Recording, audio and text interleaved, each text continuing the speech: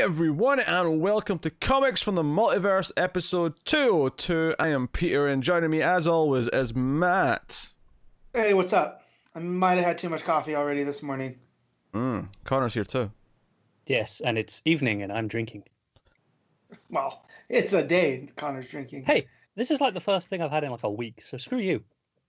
I mean, I find that hard to believe, especially since you're known to black out and forget who you are for 2 to 3 days. Well, not this week. That you know of. I think I noticed missing entire days. You think, but sometimes you don't. This is a DC Comics podcast. We talk about DC Comics. And this week, it's interesting that it's episode 202 because we have 2 books to talk about. 2 new whole books. We all do a little bit of other things, of course. We do have Solicits in news. We get Solicits for August, which will be a nice chunky section.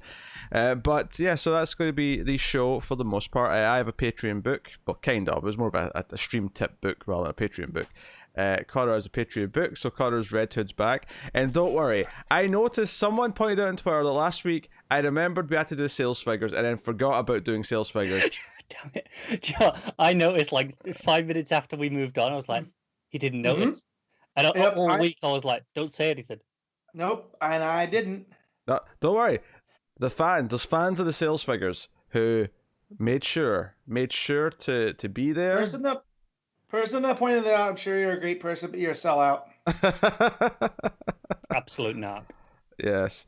Well, I mean, this is the thing. Connor was all happy a couple of weeks ago because it was brought to the realization that with DC seemingly staying separate from Diamond and these sales charts all been based on Diamond, it means that going forward, there may not be a unified sales list that we can actually look at. We're going to have to see how things change industry-wise and how things add up.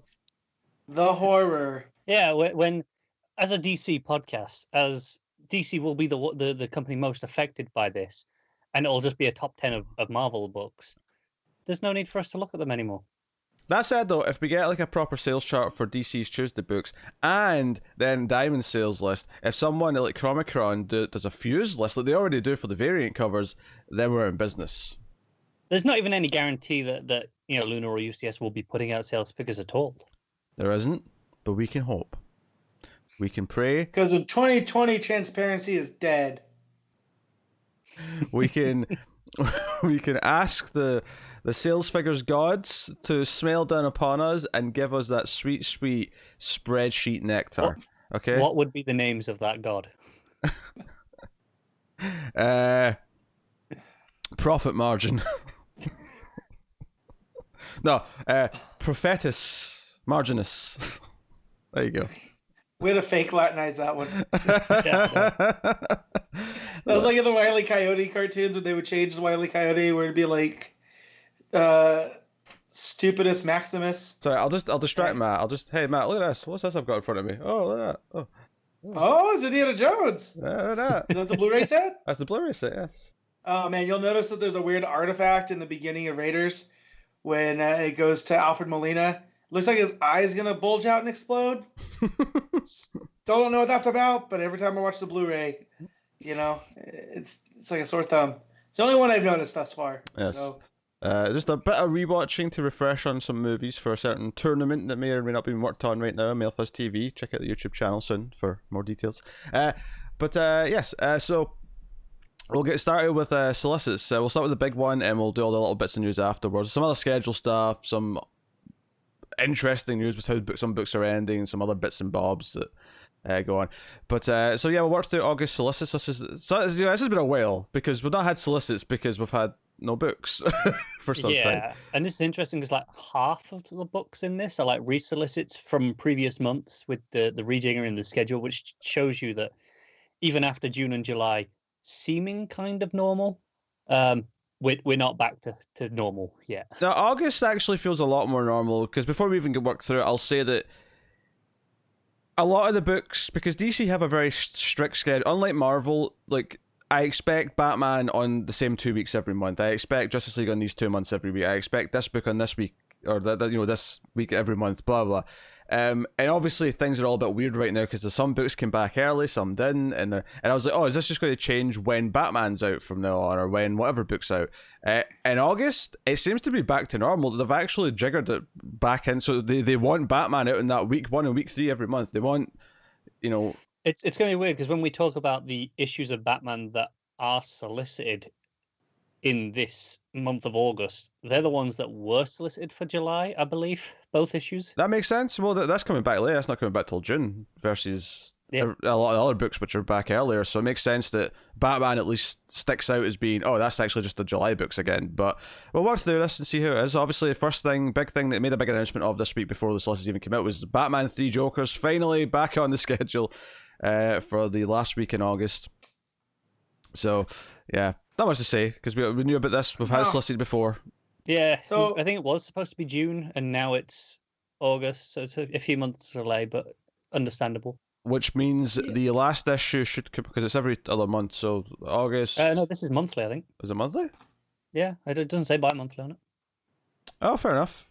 Well, I mean, it's already ready, so I suppose that makes sense. Yeah, I mean, I believe it was all ready before they solicited anyway. I think that was what they always wanted to do, and Favok's been working on it for kind of years at this point, right? Yeah. Ember, yeah. So when you think that they teased 3 Jokers at the end of New 52, and now we've been in Rebirth for 4 years now. So this is literally coming out as we end the era, because I mean, okay, admittedly, Generations isn't anywhere to be found. We'll talk about that a bit more at the end of Solicits, but it's interesting that we're essentially getting to the end, or at least maybe things have delayed a little bit now, so we're just close to the end right now. But it's just kind of funny that 3 Jokers took the entire era. It's bookended the entire era to get to. All right. Yeah, but being a Johns fan, this whole quarantine thing has really prepped me for just waiting for books. Yeah. I was like, could you imagine Doomsday Clock during all this? We wouldn't have noticed any difference. Exactly. So we got Deceased Dead Planet issue 2, which is notable because I'll mention the July schedule, because obviously they had to kind of reschedule what July is, even though it's not new solicits. But Deceased was kind of missing, but it actually kind of worked out, because I noticed that in June we're getting 2 Deceased issues, in the sense that we're getting the final issue of the current mini at the start of the month, and at the end of the month we're getting the first issue of Dead Planet. So the issue 2 of Dead Planet's at the first week of August, so it's technically skipping a month, but it's not really a full month it's skipping. It's like 5 weeks between issues, so it's... Yeah, it just feels like a long time, going from June all the way till August, right? But it's not really, because it's the very end of June and the very start of August, so... Yeah. Not a big deal. I guess they just wanted to, again, rejigger it, because they wanted it on that week every month, because DC seem to care about that side of the schedule, whereas Marvel seem to be quite happy to just have things land wherever they... You know what, you say that, but if they really wanted to do that, just push... The one that's in the end of June, just push forward a week to the first week of July, and it would be on week 1 every month. Maybe there's a reason why they wanted that. Is there a 5th week in June? There might be. I don't know. Well, this is where it gets interesting. There's a 5th Tuesday. So technically there is. There's not a 5th Wednesday. Which actually technically makes that the first week of July, if you think about it. Well, I don't know, because their on sale date is the 30th of June. Yeah, no, but if you think about it as the as the Wednesday schedule, that's the first week of July. Oh, this is getting murky already, isn't it? All right. So this is Dead Planet issue 2. In fact, what's the homage cover? I'm not noticing. I'm assuming it's the Cyborg one. It is the Cyborg one. It looks like Rosemary's Baby. It's a Book of Eli, I think. Oh, Book of Eli. There you go. Oh yeah, I can see it now you've said that. Yeah, I can see. Yeah. I can see the Book of Eli. I'm stretching it for horror, but I mean, all right. I think but you say that the last one was Blade Runner. They've given up on horror. That's true. They went sci-fi with this one, because they've run out of horror movies. All right. Then we got Dark Knight's Death Metal issue 3. So that's coming. I'll mention here as well, it's been extended to 7 issues instead of 6, and it's taking a month off in September, which is a lot disappointing. I'm sure we'll get something else in September, like probably. We did in the original Metal. We had something in a skip month, didn't we? I will say this though, I am a little disappointed. Not so much that it's got an extra issue in the main book. Okay, it's went to 7, whatever. I'm not really fussed about that. But Snyder this week was talking in interviews about how, because Generations isn't happening right now, it lets death metal be the flagship thing for the next little while. So it's getting to expand and be bigger. And the last thing I want to hear about any Snyder story is that it's expanding and getting bigger. Honestly, No, I suspect this is in a way that would please you, because I think what he means by that is some of the rebooty shenanigans that would have happened in Generation are going to happen here. to do in metal instead. So he's kind of having to, I need an extra issue to work this stuff in. And with what Rucka worked into Lois Lane this time, when we get there's some multiverse shenanigans going on there. Yeah, and also Pete, you say that, but then I hear Warren Ellis T-Rex Batman, and okay, we're good. Well, I'll get into the first of the tie-ins is coming, and we're getting 2 one-shots. I mean, I think I kind of like that they're doing one-shots instead of 3 and 4 issue minis to go along with the main book. Yep. I mean, they may still do that, but at least so far, that's not the case. They'll be pushing it late, because, I mean, minis won't be starting until September if they do then, so that'll be... I mean, they could still run concurrently and finish alongside the main book with the 4-issue minis, but...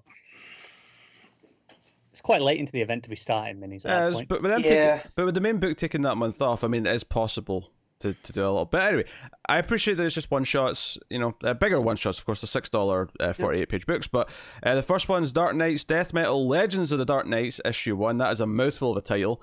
A lot of writers on this, a lot of creative teams. We've got Scott Snyder, James Tynion IV, Joshua Williamson, Peter J. Tomasi, Warren Ellis, Garth Ennis, Daniel Warren Johnson, and Frank Thierry. So I'll read the description here. DC Rebirth has been engulfed by the dark multiverse, where demons dwell and reality is overrun by monstrous versions of the Dark Knight. We're doing all the Dark Batman again, really? Yeah, but just for a one-shot, right?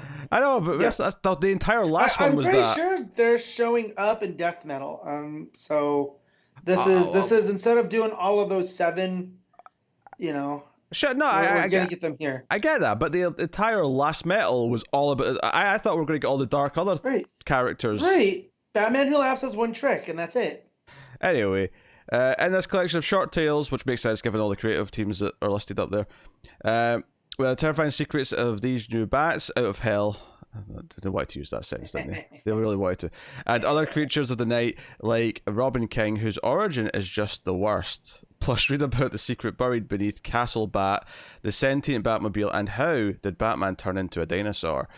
Okay, all right. Yeah, that's Warren Ellis one is robot Batman T-Rex. Yeah. On a similar vein, the other one shot, again, has got a lot of creative teams and seems to be a collection of short stories. Dark Knight's Death Metal Guidebook, issue 1. Scott Steyer, James Tynion IV, Joshua Williamson, Becky Cloonan, Vita Lea, Chip Zdarsky. Chip Zdarsky on DC, that's new. It is going to be the most irreverent thing possible, I guarantee you. And the fact that he goes, oh yeah, I was being a little sneaky, that he did the story. So people still don't believe it's going to happen. Yeah, I mean, I'm digging his Daredevil, so if he wants to read a Batman story, go for it, I guess. No complaints. I am digging his newsletter more than anything else, which is to say his Daredevil's still great, but his newsletter is top quality comedy. Do you think this has to do with Fraction coming? Like that, like when Bendis came through, he held the door open and it had Rucka and Fraction and all these people that hadn't worked at DC in a while, or if at all.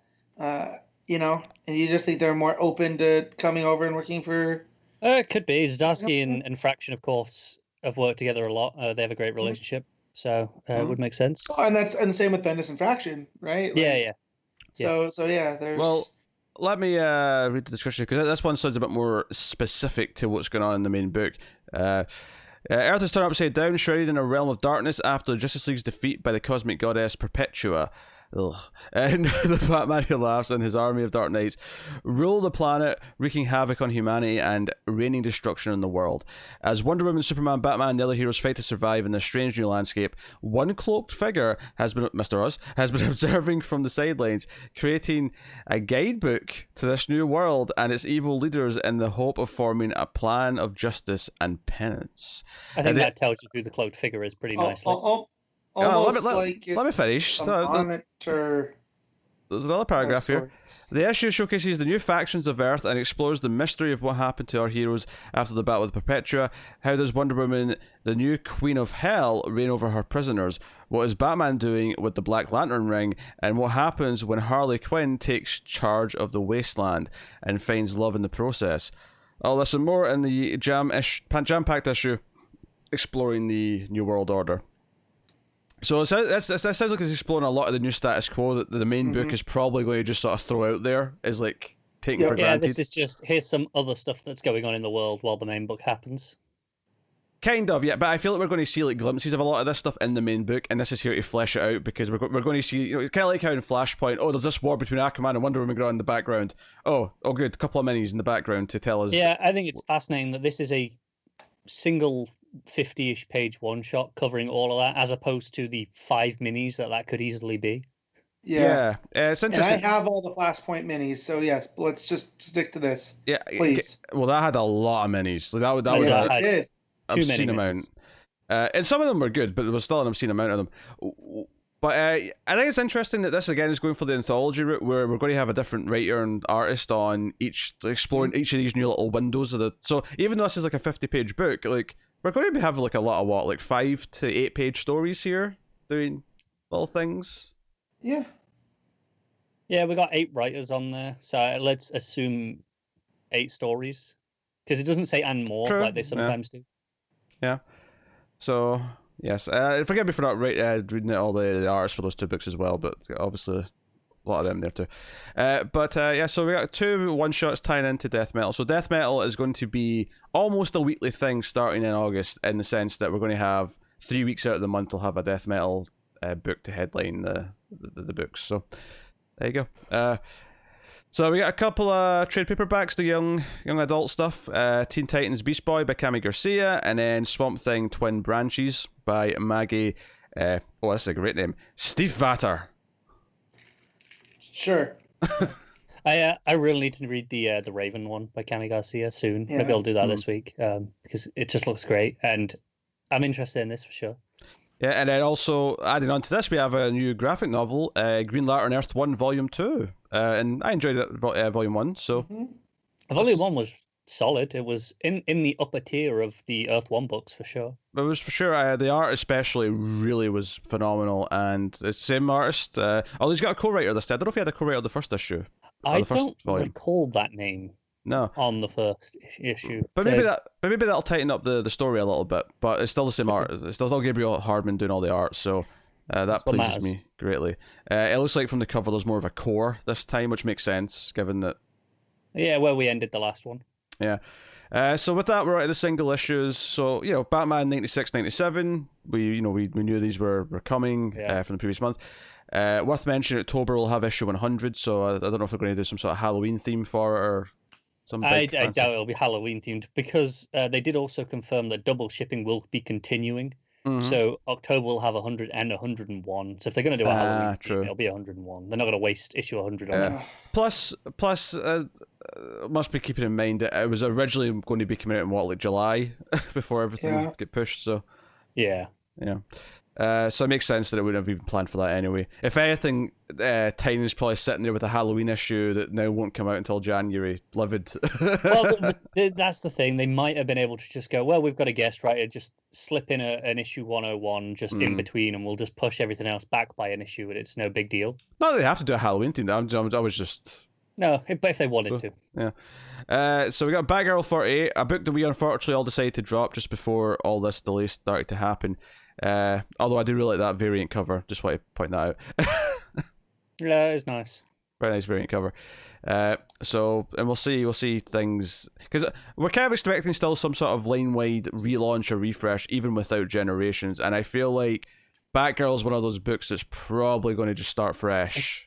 It's interesting that I'm not sure it'll be as clean sweeping as we thought. We were thinking, okay, it'll be kind of one point and it'll be this over the course of a month or so. Most things will happen. Given one of the other news articles that we've got to talk about, maybe it won't be as neat as that this time. Yeah, but I do think there's a bunch of books. There's a lot of signs in here. We're not gotten to it yet, but Harley Quinn ending with 75. I'm like, they're not going to go that long without a Harley Quinn book. So that's... they've already confirmed that they've got, that Harley's not going anywhere. The books, Yeah. that there's going to be, it'll probably launch in September. To be honest with you, Yeah, we might even get a few launches in September, but there's a couple other books ending soon, so I feel there like is. And on Harley Quinn, I know Sam Humphries, who I think was writing Harley, has said that he's already working on his next project at DC, and Harley ended on his terms. He was ready to be done. It wasn't like it was cancelled. That's always good.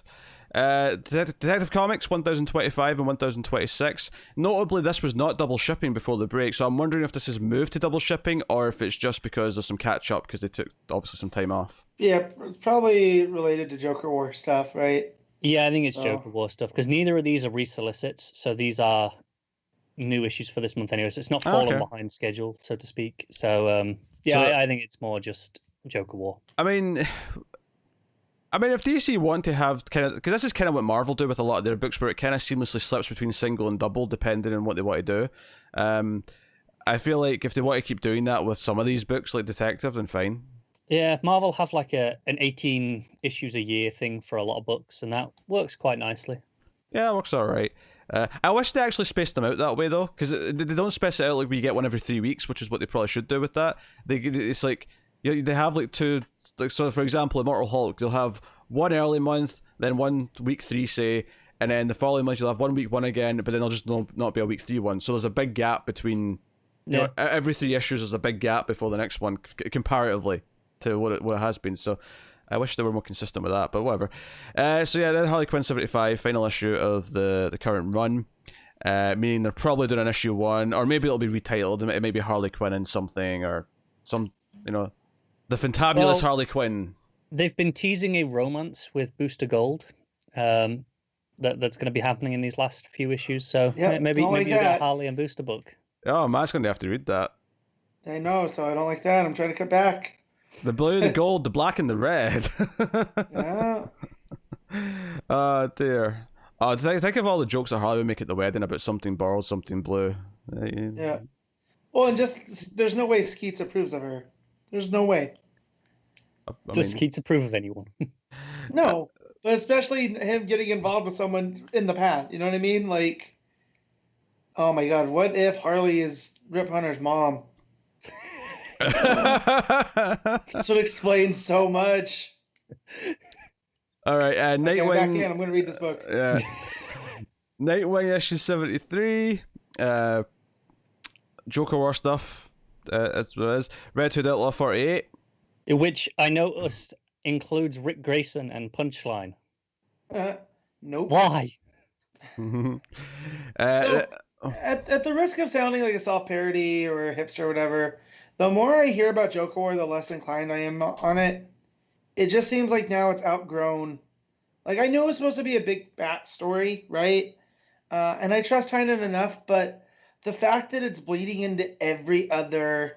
Like, if Batman showed up once in these books, like, it's getting a little zero-year-y. Did Zero Year have tie-ins to... Oh, man. Oh, yeah. It had that 1 month where everything tied into it, I suppose. You're right. Yeah.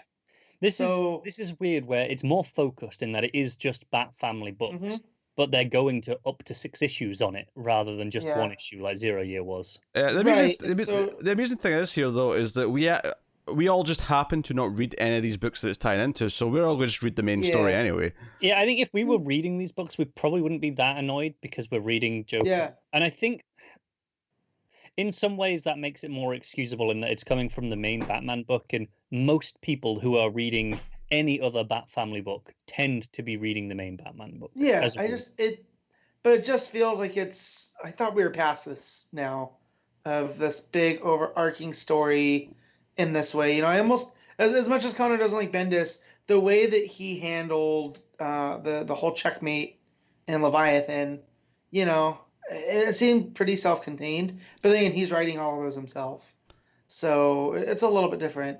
I don't know. I saw all of these tie-ins and the length of them, and I'm just like, this just seems like too much.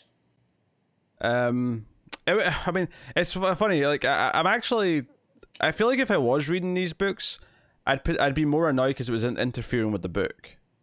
Because I'm not reading these books that it happens to be tying in one, just because we just dropped Batgirl. Nightwing obviously has been Nightwing since. We don't read tech. Well, since no, that's the Liddell. problem. It hasn't been Nightwing. You know what I mean? But the Nightwing book has been the Nightwing book, Yeah. And it's because I think he's technically not Rick anymore, or he is. Still Or... is. Well, is I it- mean, Red Hood says he's getting a visit from Rick Grayson. So Okay, he's still Rick then.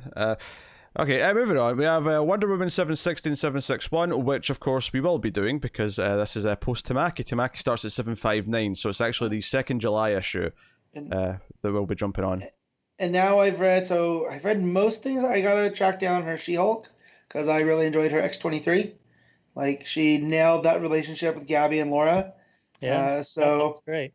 Yeah, so now I want to see what she does with Diana. Like Wonder Woman's one of these characters I'm always interested in, but the creative team never seems to be there long term. Yeah. So I get really into it for a hot second. Oh yeah, I mean, and I pray to the comic gods, please let Tamaki have a long and fruitful run, please.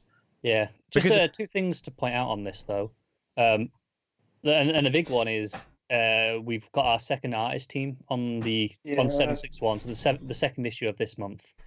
Obviously we have Janin for the first 3 issues. 2, And I think. Is it just 2? Okay. Well, I think 759. I mean, unless I'm remembering wrong, it's 758. I mean, you might be right.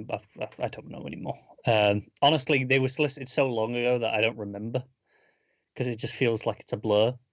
But then we've got Carlo Barberi and Matt Santorelli on the second issue of this month, which is a little frustrating to see. Okay, well, we've presumably had some lead time going over this situation. These have been delayed for sure, and we've still got 2 artists on the book. Well, because I don't think the quarantine or anything's affected it. I think they just kept working as is. So I like if there's an effect of them having more time, it would have came after this because these issues were already being worked on. Possibly, yeah. I say that though because 761 wasn't actually solicited before, so this is a new solicited issue, so should have been in the August solicits anyway. Yeah. So that's kind of pushing that boundary of how much they would have been working on it, I guess.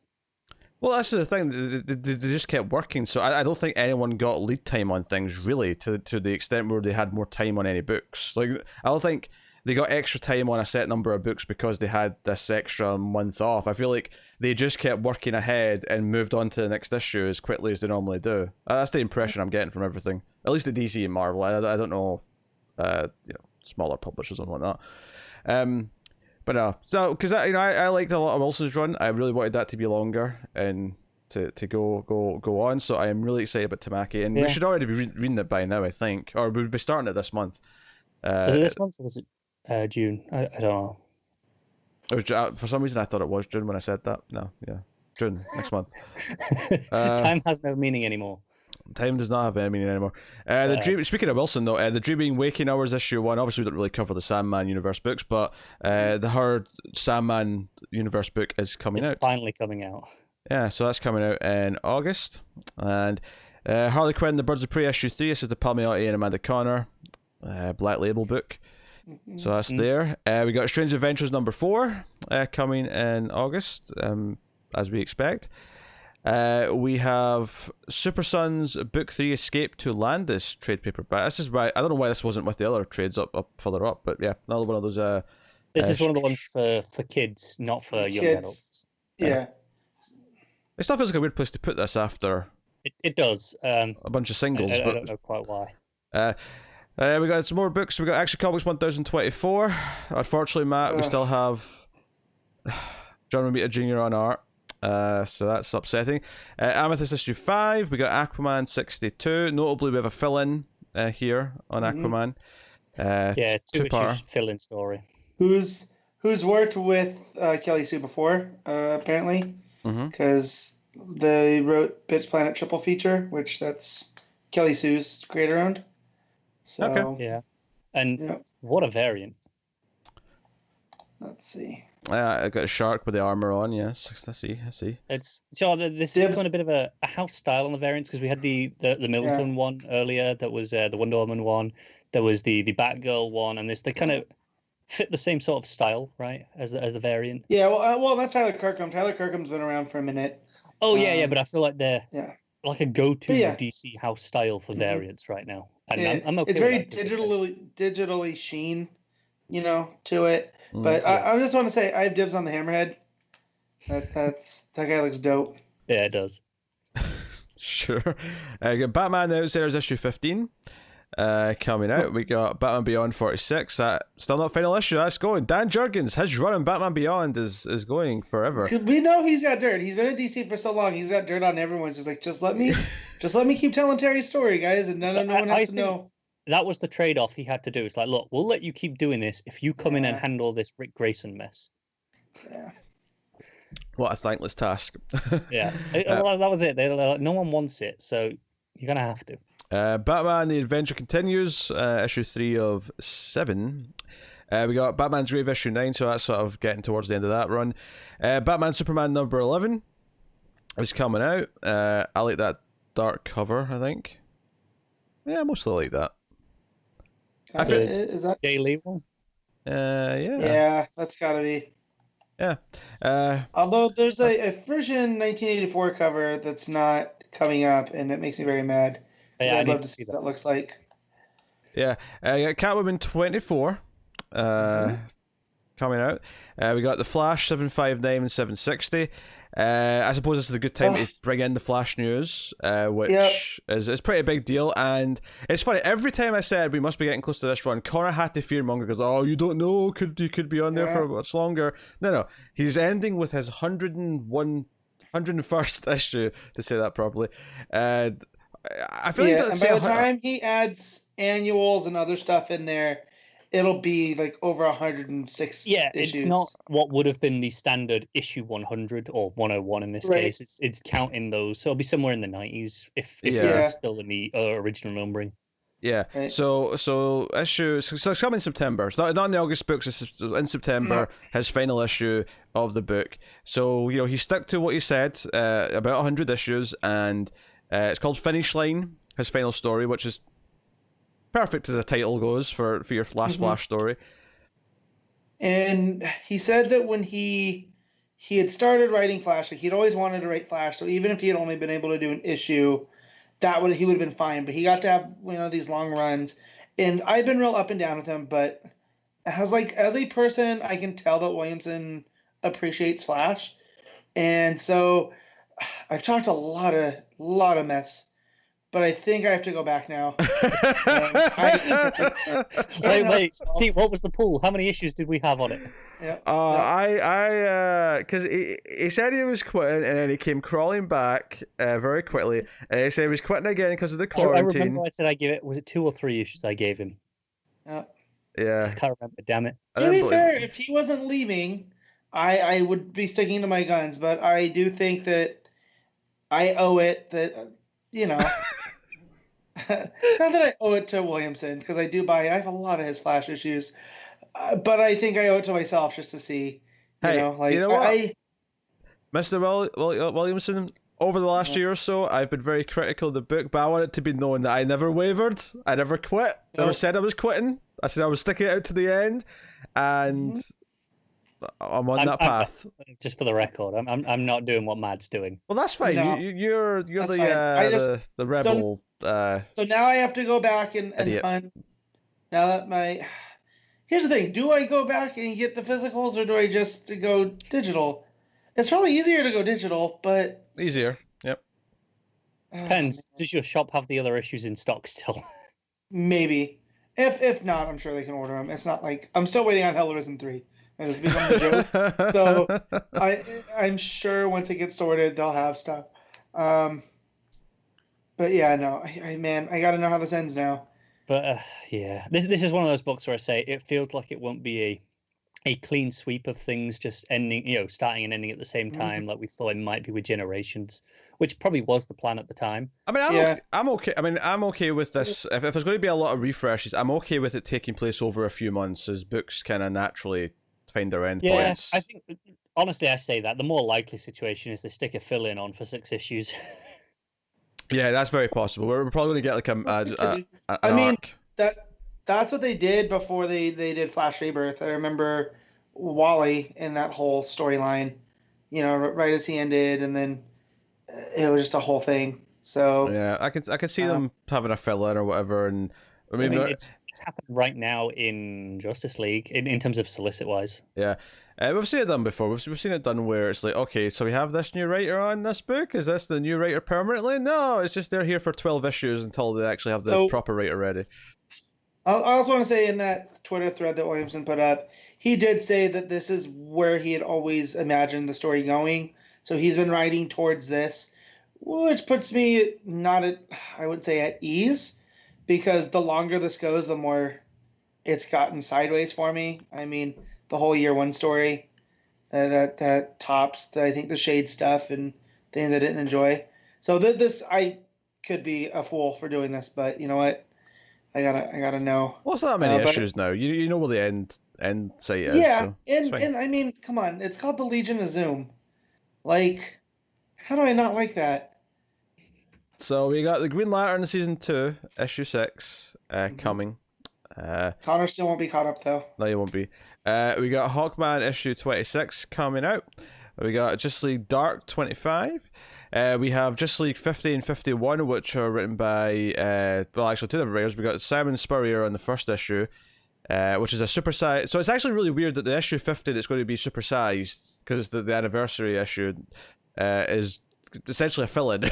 Simon Spurrier did a story there. And then it's the final chapter of the Rule of War. So, like, they really... Yeah, that's his 6-issue arc, essentially is 7 issues in length.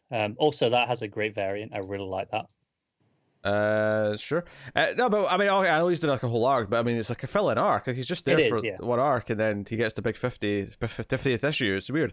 It's also weird because Justice League actually renumbered when Snyder took it over. So if they'd kept the numbering, this would actually be up in like the 90s, I think. By the time it got to maybe mid 80s, by the time I got to issue 50 here. So that's kind of weird. 51 though is written by Jeff Loveness, who's here for. Is there any indication of this being a first part of something, or is it just a 2-part mini? Two-part film. A 2-part story about Black Mercy. So I'm probably gonna get to the end of Venditti's and then drop Justice League until this, just to. I'm really interested in Simon Spurrier. I've really liked everything I've read from Spurrier in the past. Done some really great stuff, so I'm intrigued by that. Yeah, I have no problem reading Spurrier's arc. I mean, if I don't like it, I'll just stop. You guys have fun after we had Flash, so something else has to drop. So, but Loveness, it says here he's a Rick and Morty writer, which makes me significantly less interested in reading that. Yeah, but Black Mercy. So we'll see. Also, I don't want to blame the writers for the fans here. Yeah. No, I don't like Rick and Morty in general. Yeah, no, I know a lot of my friends who I trust really love the show.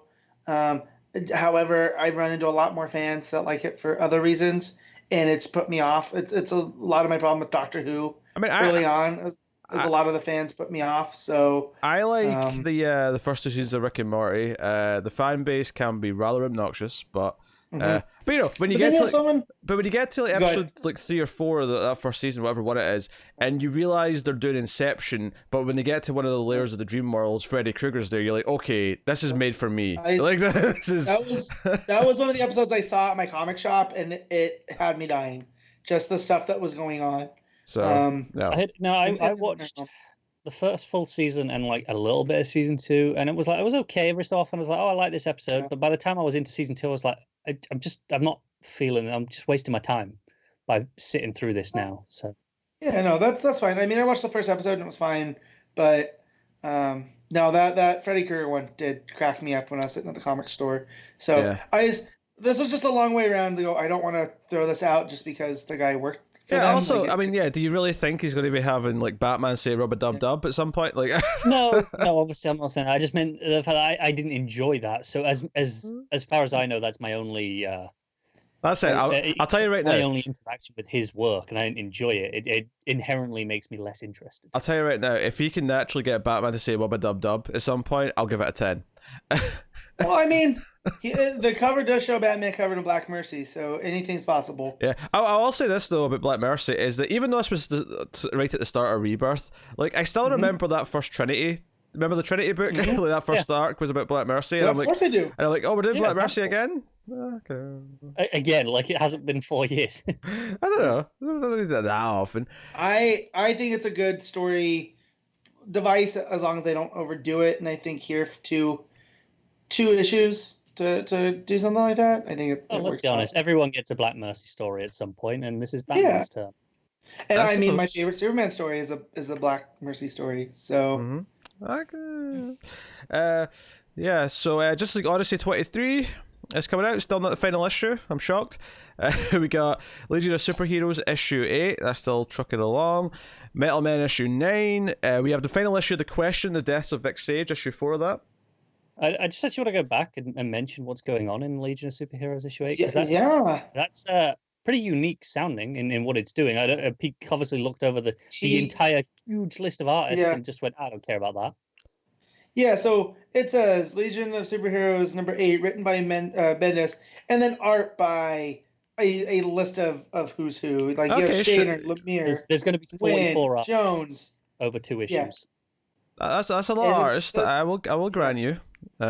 Beginning a special 2-part comic storytelling event over the course of 2 spectacular issues. I'll be there for that. 44 artists will dive into the 31st century, with each page starring a different Legionnaire. It starts when the team is arrested by a galactic authority that does not approve of the Legion, and it leads to an intergalactic showdown that will affect every member of the team.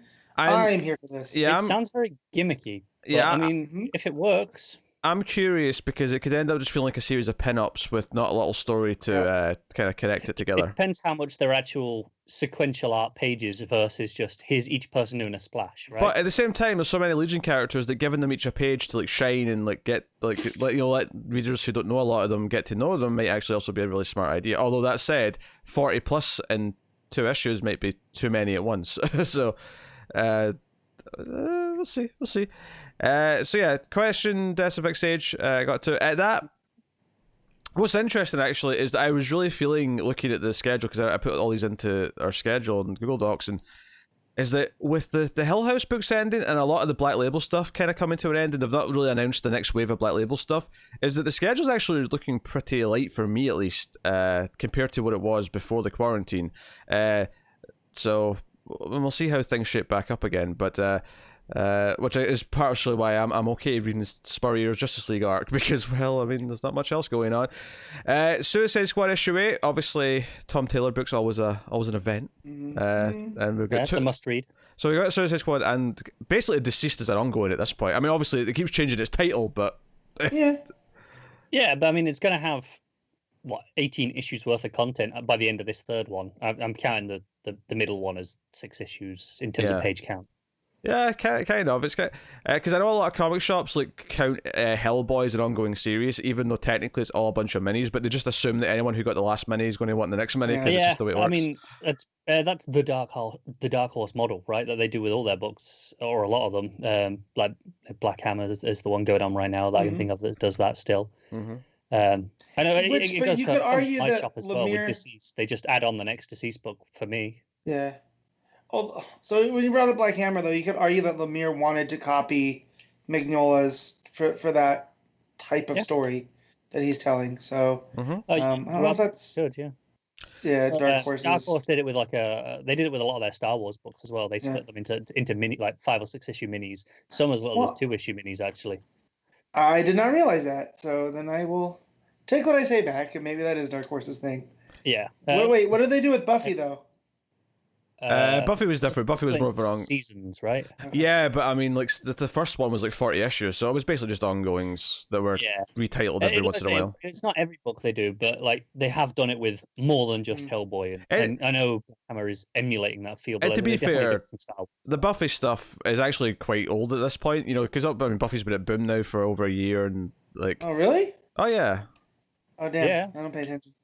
Yeah, they'll relaunch it because now they're not doing a continuation of the show. Now we have Jordi Belair doing like a reboot for it's set in present day, which has kind of been interesting. So they're in the way that it's like Riverdale, where it's an update of a thing, not that it's going for that Oh sure, yeah. Trashy. But soap opera-y. I will say this, it is kind of weird reading a Buffy comic and having her pull out a smartphone. It's like, whoa, what? Yeah, and they've taken some liberties with characters and plot choices early on that have been interesting to make it feel fresh and new and yeah, not just because retelling. Angel, they introduced that quite early on as a separate series, and like she hadn't even met Buffy yet, and we had like, so basically every time, like at least early on so far, they had this big crossover event called Hellmouth, and that was when Buffy and Angel first met, and it actually felt like a big deal in the story because we'd sort of been introduced to both of them separately first.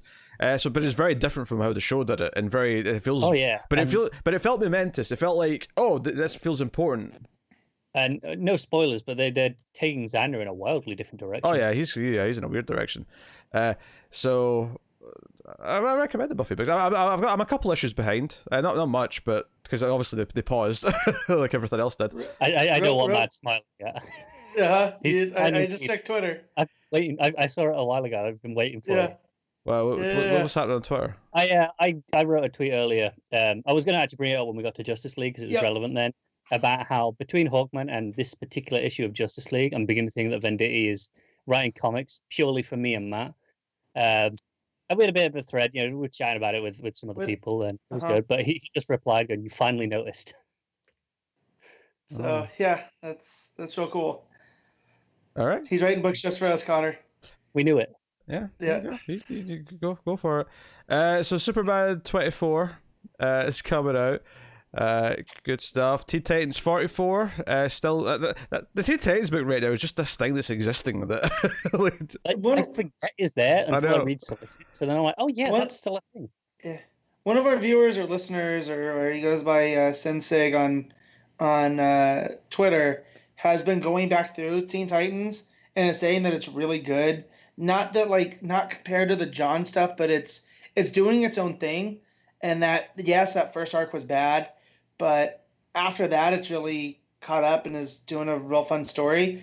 So I feel like the fans of it are really into it. Yeah. And that's why it's kind of in its own little corner. And which is good. Red Hood, though. The fans of that are really into it. Oh, sure. Yeah. Well, it's worth mentioning, much like, what was the last... There was one in the previous batch that had like a random annual. I think it was June actually. It was the June schedule had a random annual, even though it wasn't like an extra week. But likewise, Teen Titans annual number 2. So I assume this was planned for whatever 5th week. I mean, this is a resolicit, so it probably is that random June annual still. Mm-hmm. No, not in the solicits. There was in the schedule for June. There's an annual coming out on the 4th week. Oh, okay, I'm with you now. I'm not talking about the original solicits. I'm talking about what was the last couple of weeks.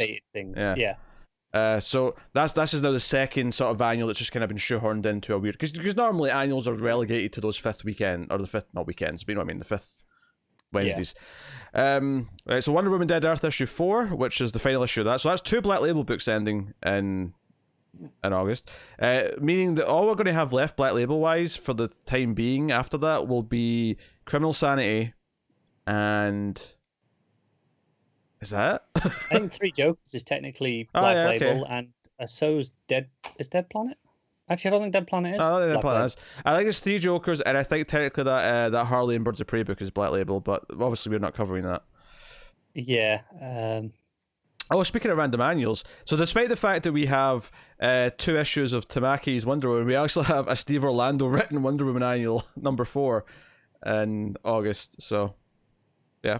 We can skip that one. Yeah, we can skip that one. I'm going to skip it. Young Justice issue 17. I always know where to end the single issues because this is the last one alphabetically. So, yeah, no surprises there. What was interesting is I think every single Bendis book was a resolicit. Although, I say end of the single issues outside of the main country because there is actually one Hill House book left, a couple entries down. Plunge issue 6, the final issue of the Hill House books for Wave 1, assuming there's going to be a Wave 2. I hope there is. But Plunge issue 6 is out in August. I'm almost certain there will be, but like they said before, they don't want to announce any until they're all done, so it'll take a while, but I'm sure that will happen. I do wonder if the quarantine did delay kind of the Black Label and Hill House stuff a little bit, in terms of the next waves being announced. Like, I wonder if that did push them back a little bit. Depends if they were working on it already or not, doesn't it? Because I feel like there is a bit of a drought here where it feels like a lot of them have just done now, and there's maybe going to be... Because even if they announced them, say, next month for October, which, I mean, October would be a good time to start some Hill House books, admittedly. But that's when it started last time, and the first one, I think the first Basket Full of Heads. Maybe they will aim for that again. Maybe they would, Yeah. So, just whether there is a couple of other issues after that are the Sandman stuff. Sandman stuff mostly, Yeah. and Last God, which is not Sandman. Yeah, but... I always skip over those. That's but a mistake. The reason I wanted to mention it is because there are still some books missing from this. There's a couple we'll get to separately in a minute, but books that are still actually missing. A couple of those are those Sandman books. There's no Lucifer, and there's no House of Whispers. But other things that are maybe more to your interest that are missing, no Event Leviathan Checkmate that was going on. Far Sector's not there, and there's no Shazam. I'm sure they'll all just be back the following month. Those quite possibly, but I just thought it was notable that we're getting back to August. Also, as well, another one that I don't even know if it's been rescheduled for June or July, so we might not even be starting this just yet. But the Man Bat mini. Yeah, that's not been anywhere. You're right. I mean, I maybe theorizing about. I just want to quickly mention the collections because I even noticed this first one, this Blackest Night, Brightest Day box set, which has all of Blackest Night and all the tie-ins, but it also has the big, thick Brightest Day books that came after as well. So this is a huge box set of trades. So just it's that. For the price, and you'd need a whole new shelf just to put that on. Yeah, like that's years of trade collect. Well, not years, but 12 brand new hardcovers. So I'm sure they've added stuff. Oh, they're all hardcover? I didn't even notice that part. That's what it says. 12 brand new hardcovers that collect the entire epic featuring stories by top DC talent, and they go on the list. Yeah, so some deluxe hardcovers in there. There's a few omnibuses. The box set also includes a set of 9 plastic rings from across the spectrum. So Matt needs it. Yeah, Matt needs it for the rings. I already have those. Yeah, of course he does. They're somewhere in a box when I moved. Interesting, they're doing a Road to No Man's Land omnibus, which I assume means they're going to do a No Man's Land omnibus, probably in 2 volumes. But I look at this and I'm like, I assume this doesn't have Contagion in it, or Cataclysm rather, because Cataclysm kind of is what starts the Road to No Man's Land, but it's because there's Cataclysm, then there's 2 books of Road to No Man's Land. There's probably a Cataclysm omnibus already. I don't think Cataclysm's big enough to just have an omnibus on its own. Unless there's a lot of tie-ins that weren't included in the Batman book, but I don't think there was. I mean, I don't know. I could be wrong. So that's kind of weird. They're doing GLA by Grant Morrison omnibus. That's already had deluxes, it's had trades, it's had everything, so... Why not an Omni? Yeah. Interesting, they're doing a trade from the start of Wally West Flash series, issues 1 to 18, but it's not a volume 1, it's just... You know, which might just fit their thing, because the same way Gail Simone's first Birds of Prey didn't number that. They just called it Birds of Prey, whatever it was. Yeah, it's still a thick book, though. 18 issues plus the annual. No, I'm always happy to see that. They're starting the Shazam / Captain Marvel. Yeah, Power Shazam book 1 in the beginning. Issues 1 to 12 of Jerry Ordway's series. So I'm always happy to see like runs like that starting to be collected again. Hopefully it does well enough to at least continue. And now that we're setting a precedent for some stuff continuing digitally that might not continue physically, which we'll get to in a minute, maybe that's something that can maybe apply to some of these trade series that... Well... We'll talk about the other stuff in a minute and how DC maybe took a page from Marvel's book, given some recent announcements from them. Marvel actually are doing that with some trades as well, where they're only releasing them digitally. So maybe it's not impossible. Honestly, I'd be all for it because it's really frustrating when you buy the first 3 volumes of something and then they stop releasing new volumes because the physical copies aren't selling enough. Like, just put them together for digital so that I can keep buying them in that format, please. Mainly just because DC singles don't go on sale that much compared to the trades, so it's really annoying having to like wait for the singles to go on sale. Yeah. But yeah, so you know, don't want to go through every thing that's down in the trades and whatnot. So as the solicits, I'll briefly mention because I think last week or the week before we talked about the June schedule, because obviously they had to redo all the dates for what was coming out. Same happened with July, so I'm just going to very quickly read through July's schedule, which is obviously all stuff that's pre-solicited. I just want to tell you when stuff's coming. So Tuesday, July 7th, we have Batman 94, Batman Outsiders 14, The Batman's Grave issue 8, Detective Comics 1023, The Flash 757, that's a weird day for Flash still, but it's back to normal in August, The Green Lantern Season 2 issue 5, Hawkman 25, Justice League Odyssey 22, Strange Adventures issue 3, Superman 23, Wonder Woman 758, and Young Justice issue 16. I'm just doing the singles, there's trades as well, but you can... that feels like we're starting to get back to a normal sort of level for our show. I think that's like 6 or 7 books between us. Between us, sure. I mean, it's still a little bit late for me individually, I think I'm sure that applies to all of us. I just mean Yeah. collectively for the show, it's starting to feel like a normal sort of length. Yeah, because I think some of the weeks in July I'm still on like 4 books for a week here or there, so it still feels a bit light in that sense. But July 14th, Aquaman 61, Catwoman 23, Dark Knight's Death Metal 2, Criminal Sanity, Secret Files 1, Justice League 49, Looney Tunes 255, not that we ever talk about that, but I'm saying everything. Metal Men issue 8, Nightwing 72, Superman's pal Jimmy Olsen issue 12, which is the finale of that. Teen Titans 43 wraps up that week. July 21st, we have Action Comics 1023, Amethyst issue 4, Batgirl 47, Batman 95, Batman Beyond 45, Books of Magic 21, Detective Comics 1024, The Flash 758, Justice League Dark 24, The Last God issue 7, and Shazam 13. So Shazam 13 is out in July, which is good. Tuesday, July 28th. This is a really quiet week, actually. Batman Superman 10, Hellblazer 8, Legion of Superheroes issue 7, Plunge issue 5, Red Hood Outlaw 47, Suicide Squad 7, and Wonder Woman 759. So that final week is actually quite quiet. It's interesting that it's quiet in terms of the overall amount of books, but for us, it's still actually about on par with the other weeks, where I think we have 5 books in there, which is on par with, I think, the second week in July. Yeah, but 5 is quiet though. Which is why I'm saying I think July's still a quiet month overall. I think. Sure, I think this is the layout for the foreseeable future. I think this is losing the Hill House books mostly. Is kind of that's like an extra book every week, kind of gone. Yeah, Black Label obviously mostly quieting down as well. So I just wanted to quickly run through those so you've got an idea of when things are coming. I will say that we have a couple of things that are now concluding digitally that aren't coming out physically. They will be in the trades, the physical trades. Some of these sting a little bit more because so I want to make it clear, when we talked about this with Marvel last week, I said that I'm in full support of some books after, say, a 6-issue arc saying, hey, this is not selling enough physically, but it's worth still doing digitally. It's still worth paying the writer and the artist and whoever else to put this out as a book in digital format. Because if that's we get to keep doing it and get to keep having the book for that, I think it's a great idea.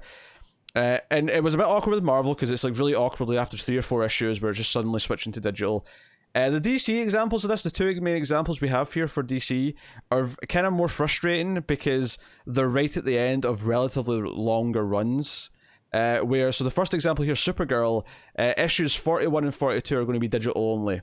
So if you've bought issues 1 through 40 physically, what? Yeah, like me, this is great. I'm gonna have a 2-issue gap. Yeah, it sucks. I guess I think part of this is the printers being backed up, and these are low priority books, and they're like they're cancelled anyway. They're not selling. This is a waste of time. Well, we could be printing something that is going to sell that we actually need to be printing. Yeah, I think it's the 1-2 punch of their lower selling books, but they're also just about to end anyway. I think that's the 1-2 combo here. Yeah, at least this one we knew was ending. The other one was cancelled in this announcement. It probably was. It probably was ending because we were expecting this to be cancelled like months and months. Every single issue, we're like, oh, it's still going. And that's I think from everything I've heard internally, it was already cancelled. They knew they were cancelling it at the issue that we're going to get to, but. They just made the announcement with this shift to digital. So that issue, for the record, is the Terrifics. The Terrifics is ending in August with issue 30, so that's the last 3 issues of that. So 27 were physical, the last 3 are only digital. Again, they will be in the physical trade, the last volume of the trade. Just, September is the last issue. Oh, sorry, September. Sorry. I assumed August because that's what we were just talking about. No, it's May and June, week 4s, I believe, respectively for Supergirl, and then week 1s of July, August, and September for Terrifics. There you go. So, I mean, again, I think the idea of things switching to digital so they can continue is a really good idea. And there's still a benefit here because arguably the alternative to this is they just don't get to finish, so it's still better than that. But it does feel kind of awkward just having the last couple of issues of a relatively longer series just not coming out in that same format. So that's really frustrating. But yeah, so now that so there's not going to be a writer on Flash as we know right now, and we know that Yang needs somewhere to be. So how would we like Yang on Flash? I feel like you're dream booking I there. would rather not, personally. Oh, Connor, you suck. I've not really enjoyed Yang that much. I mean, I liked New Superman. Okay, it was fine, but not enough that I wanted to continue reading it. His Terrifics I outright hated. I couldn't even finish that first issue that he did. This is kind of what I was saying earlier when I was talking about how there's all these signs, like, not that I expect direct replacements for some of these books, although I can see a new Supergirl book possibly happening and, you know, a relaunch of some sort, but just the idea that they're kind of cleaning the slate a little bit and, ending some things that aren't going to be continuing into this next phase, whatever it may be now. So, making room for other books that they're going to start. So I definitely feel this is another example of that happening, is these books ending. DC likes to be publishing a certain amount of books, usually. Like yeah, they roughly. have a rough target. Yeah. They've spoken about this publicly in the past a couple of times. So it makes sense they'll replace them with something or other. Because I remember, it was probably about a year ago, just before the Hill House announcement, where there was all the talk of, they're cutting back on their books. They want to get down to, only 20 or so titles or whatever it was going to be, or maybe more than that, whatever. But whatever it was. And I was like, yeah, but once you add in all the Hill House books and all the Black Label stuff, it's actually like they're actually publishing about the same. It's not really any different. Yeah, that was kind of overblown when that was happening. Right. It So didn't really like amount to much. Probably a similar thing right now where it feels like, we're in that same period before the announcements where we're dwindling books and we're feeling it.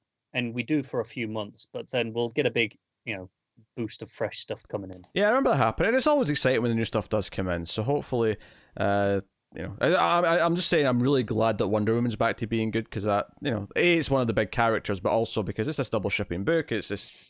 We say good. We're being very hopeful based on the writing team. That's a good reason to be hopeful, though. It is. Yeah. We can't be sure. I have faith in Tamaki. So next bit of news, not mainline DC such, but worth mentioning that Jeff Lemire is announcing that he's bringing back Sweet Tooth, which will be at DC because he did that at Vertigo originally. That's actually lined up with an announcement of the TV show going to Netflix because it was at somewhere else, but Hulu, I believe. Was it Hulu? Robert Downey Jr. is producing it, so you got a big name recognition there. Yeah. And on the downside to the TV show, I think it's Beth Schwartz, who was the Arrow showrunner for the last few seasons, is show running it. So temper that excitement. I was going to get into the TV side too much, but yeah, so that's just kind of what lined up with this news. A bit of synergy here. So there's not a whole lot of details about how it's going to be revived. It's just, we know the title is Sweet Tooth: The Return. I know he's working on issue 2 already because he posted a little image to announce this. Yeah, I actually read all of Sweet Tooth. A few years ago now, admittedly, but I read all 40 issues of it, and it was enjoyable. See, not my favourite Jeff Lemire work. It's not my favourite Jeff Lemire work either. It's probably like maybe 4th. That's solid. I had fun with it. So no, it's interesting news, and we'll see what it amounts to. Interesting to see how they sort of brand this, and now with no Vertigo and everything's been kind of Black Label. I guess it meant to be a Black Label book. They've been reprinting the trades under Black Label anyway, this will just go straight under Black Label. So there you go. I wanted to just mention something about Diamond and the desire to keep this Tuesday schedule. I actually didn't bother checking, but DC Solicits for August, are they still Tuesdays? Yes. Yes, they are. Okay, that makes sense. So basically, there was some interviews with the head of Diamond, Steve Geppi here, whatever his actual job title is. I didn't bother checking, but he was talking about DC's decision to sort of break away from exclusivity. And what I thought was interesting about this is that, and maybe a reason why other publishers might take a bit more time if they are going to jump ship or do other things, is that DC, when they renewed their contract like about a year and a half ago, actually put a new clause in their agreement. And I thought this part was really interesting, is that they could, at any time, with 6 weeks' notice, start publishing through somewhere else without exclusivity, without any reason. They have to have a reason for it. They just have to give 6 weeks' notice. And they exercised that, obviously, as soon as this quarantine stuff kicked in. And Diamond went, sure, why not? No one else is going to distribute them anyway. And then the world decided to end, and this is what happened. But I think that's interesting, like, because it makes me think back to that time period. I'm like, obviously they saw this, because obviously books didn't just stop as soon as everything started stopping. There was a build up to us expecting. We for about a month. I mean, it was very like a lot was happening week to week, and then it was like, oh, I wonder if we'll still have books in 2 weeks. And then the very next week, oh, next week's the last week of books. Like, we're stopping, and I wonder, like, when you look at it, like, it took like that month to get to like the start of May, end of April to start publishing books. I wonder if that gap was purely because of the 6 weeks notice. rather than because it took that long to get set up. It was more that no. On this date, sometime in March, they said, okay, we're going to do this, but we can't do it for 6 weeks because that's the notice period. Yeah, I bet DC were like, look, can you get this get ready in 6 weeks? Yeah. Can you be ready to ship books in 6 weeks? And they're like, well, give us 8. Because I wonder if DC, because obviously everything was happening so fast, this stuff was closing over March and whatnot. I wonder, like, if they could have foreseen it a little bit earlier, would they have had it prepped? Would they have been able to just shift immediately into whichever lawyer put that clause in deserves a bonus. Yeah. So, but it does make me wonder though. We're talking about, Marvel or the smaller publishers having conversations with them, and Marvel haven't had conversations as far as we know, but they might at some point. There's a possibility. Maybe, can they just change? Do they have to wait till the current contract expires? And because DC are doing this, and because that option's on the table, I wonder how that affects negotiations with Diamond. Is it in their favor that Diamond have to make them offers? They have to be competitive with them because otherwise they'll just go somewhere else. But alternatively, are Diamond more stingy with these clauses? Like, no, you have to put in. You can't go anywhere. What would be really interesting if it gets to the point of it's contract renewal time. If they go, you're not having this clause in. Do they just walk, knowing that there are other distribution options now? Because up till this point, there hasn't been any other options. It was Diamond or piss off. Yeah, no. I mean, for all the turmoil of all this might actually be a very positive change because competition is good, and Diamond have had a monopoly for so long. 25 years. 25 years, yeah, precisely. So I can't not see how this doesn't end up as a potentially positive move. Even if it's just a simple case of it forces Diamond to be better. And then Diamond stays as the top dog that most people use. That'll be fine as long as it forces them to be better. Yeah, see, I just remember when they did that. What was it, like a conference, like a meeting thing that they put up, like the state of Diamond, and a lot of what those guys were saying was not putting the shop owners at ease. Like they understand what's going on, so. I don't know. Hopefully they can learn, but like the way the market's supposed to work, right, is competition. Competition is supposed to make things better for the consumer. So who knows? I just know from a lot of the shop owners that I hear from, via Twitter and social media and whatnot, they're kind of happy that there's multiple streams for it. Yeah. So. I mean, there's some shops, of course, who are determined to hate change of any kind, but you always get those people. Out of interest, Matt, do you know if your shop is using any of the new distributors, or if they stuck just purely with Diamond? No, so I haven't been able to get down there yet because they're still doing curbside, and I'm still just trying to stay home. Like we're not. Yeah, cool. Just because you got the green light doesn't mean you should go. No. So I only ask because I know my store has a great social media presence in keeping people updated in exactly what they're doing. So I was just wondering if you'd heard anything. Yeah, one little bit of news I wanted to just throw in here at the end of this bit is just that DC said that their digital readership increased 35% on DC Universe in the past. What was this time period here? So I'll just read this out from Newsarama. So digital readership increased to 35% on its DC Universe streaming service and the app between the months of February and April. So March, basically. So I'm assuming they're including all of April in that. I guess.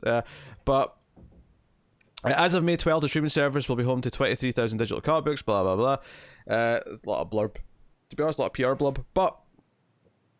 I do think it's interesting that digital readership probably has seen an increase, especially since there's no new books coming out over the month of April. It makes sense that digital readership would soar. So maybe some people will get more used to digital, and the fears that the comic book shops have had all these years of the digital taking away some physical readers, this may actually be the thing that does it a little bit. Just a little bit. What's really interesting to me as a user of DC Universe is if you go into their comics section. The most read stuff is always consistently, without fail, the most recent releases on DC Universe, which is the stuff that's a year old. So there's some people who are just being a year behind and reading them that way. Yeah, absolutely. Yeah. It shows. Yeah, it's interesting. Maybe we could all save a lot of money by just having DC Universe and just being a year behind. We'll take a year off this show. We'll just come back in a year's time. Yeah, we're just minus a year all times, just so we're in line with that. Still not watching nor reading Doom Patrol, so y'all can forget that. Watch Doom Patrol, you Philistine! Back in June. I don't have DC Universe. Well, so... you're going to get HBO Max, let's face it, and it's going to be on HBO Max on the same day, so you've got no excuse. Yeah, well, I mean, I don't want to watch it, so that's my excuse. All right, that's what I had for news. I don't know if Connor had any other little tidbits. I've got 2 other bits that are both Diamond related. Okay. One is, so Diamond have been pushing their whole comeback thing for this coming week. It's not going so well. Basically, most of the DC books aren't getting to Diamond this week. Don't call it a comeback, because it's not. No, the list of books: Batman the Outsiders 12, DC Superstar 17 Facsimile Edition, Hawkman 23 and its variant, House of Whispers 20, Joker Harley Criminal Sanity 4 and its variant, Flash 753 and its variant, Green Lantern Season 2 Issue 3, Wonder Woman 755, and unfortunately for Matt, Year of the Villain, Hell Arisen 3 third printing, and Flash Giant Issue 4. Mm-hmm. So all of those are books that should have been coming out through Diamond this coming week. There has been some sort of transportation issue from the printers to Diamond, so they will all be arriving with the books scheduled for release on May 26th instead. Comic pirates. There's pirates on the highways, ambushing the delivery truck, and stealing the comics. Like in the first Fast and the Furious, which don't forget those movies were about people stealing DVD players. DVD players. Yep. And now they're going to space. Yeah, well, I watched Bloodshot this week. Look for the Atomic Cinema Experiment episode on Bloodshot next week, guys. Yeah, I did it during the quarantine episodes. So yes, you did. I noted that on the episode because you told me all the twists of that movie. I forgot them all, and then as they were happening, I was like, "Oh yeah, that car told me about this." I'll be honest, I didn't think you were going to care enough to watch it or do it on the Ace, so I didn't think I didn't think you cared about hearing the spoilers. It's nanite super soldiers. It's science fiction. I mean, it is. That doesn't mean you care enough. I mean, but either way, it doesn't matter. Are you really that bothered? Did I ruin the movie for you? No. You had no effect whatsoever on that movie. Okay, what was the other thing? This is regarding to Diamond UK, and they've set out their plan for the next month and a half or so. So we got comics in the UK at comic stores for the first time this past week, Monday the 11th. Because they were just like, just sell them on the Monday. It's fine. For the first time since before the quarantine, these were the comics that were supposed to come out at the end of March. It's those issues. We only just got those. So the last week that everyone else got. Yeah, Matt's pulling a face. Yeah, it's been a while. And what they're doing going forward is we will only be receiving comics in stores every 2 weeks until at least the end of July. So we won't be getting a shipment on this week, the 18th. So these books that are coming out that are delayed at all of Diamond anyway. So it's kind of irrelevant this week.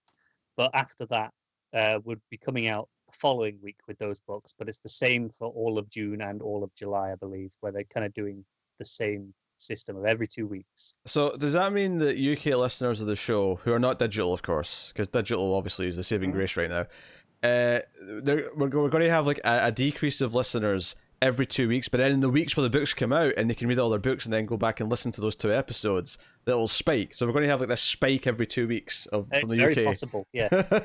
Because they obviously the way to hear us talk about books until they've read them. Or maybe they do. Some people do. Some people just want to hear what's going on for the books they don't read, which is fair. That's why you use timestamps, folks. Nice to do. But it's interesting you bring up books from March, because that leads us nicely on to the next segment, which is the March sales figures, which I finally remembered to do. It is time. It is time. Oh, yeah. Nope, don't like that. Figures. Okay. I'm going to leave you to it, because I'm going to go and read an important update about my job. That's not that. This is more important than Connor's job. I fully. Oh, so you're paying his wages now, Pete? Back in a minute. Spiritually. All right, fine. You're your own, Matt. Go on. I dare you to guess number one for March. Man, March was so long ago now. I know. March is like another Shoot. lifetime ago at this point because everything that's happened. It's a Marvel book, right? Mm-hmm. Oh, it came out. What was big on Marvel? It's a Marvel number 1, and I guarantee you, issue 2 will not be repeating this feat. No. Is it Spider-Man related? No. Kind X-Men of, related. I guess. Kind of Spider-Man, I suppose, in a way. Is it Black Cat? No, but... That wasn't a number 1. No. It's kind of Spider-Man related. Is it Mary Jane? No. No. I got nothing. It's Spider-Woman issue 1. Okay. There was a Spider-Man or Spider-Woman issue 1? There was. And it sold 142,000 copies. There's shenanigans in that number. I don't buy that that's a... I mean, a lot of variants is what I'm saying. A lot of sexy variants is what I'm assuming that is. Yeah. Number 2 and 3 are both Batman. So this is the fused list, by the way, that combines the DC variants that are separated on the list for a fair, comparison. But yeah, Batman 90 and 91. Not in that order, though. 91's actually a little bit higher. So that's there. Number 4, Flash 750. That's the big anniversary issue, obviously, with all the stories, so that's why that's so high. It's kind of sad that Wonder Woman was able to get to number 1 with this big issue, but Flash could only get to number 4. So that's a bit of a shame. Well, I mean, that's kind of where he always is, right? He's always the 4th behind the other ones. Yeah, I do wonder though if part of this is them overdoing these anniversary issues. Like, see if this had been like even just 6 months after Wonder Woman and they sort of hyped it up, sort of fresh. Maybe they could have done something. Yeah, but then because it's Joker's gonna do more, and it's gonna negatively reinforce, Well, we'll see. We'll see how those do. We'll get 3 of them in 1 month, Matt. So we'll see how those do come June. So number 5 is Thor issue 4, with 75.9 thousand. Number 6 is X-Men issue 8 with 75,000. Number 7 is Wolverine issue 2 with 74,000. That's pretty good. Seeing an issue 2 get that high is a good sign, because issue 1s are inflated. Issue 2 is a bit more... It'll still dip a bit more, but it's more realistic as to what the book's going to be doing. Number 8 is Strange Academy. I think that's a Doctor Strange related thing. I think so. I think Tim was telling me that in Doctor Strange and its surrounding books, he's in Vegas now, which is weird. So, yeah. So that's probably that. Interesting. So then we get number 9 is X-Men number 9, and number 10 is Immortal Hulk issue 33 with 68.7 thousand. Interestingly, talking about these anniversary issues not doing so hot, there was another one that month. There was another DC one that month. 100-page, super spectacular. Oh yeah, the Robin. The Robin one. That's actually number 12 with 60,000. So yeah.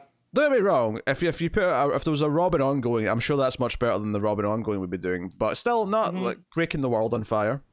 No. Setting the world on fire is what I should have said there. I said breaking the world on fire, because why not?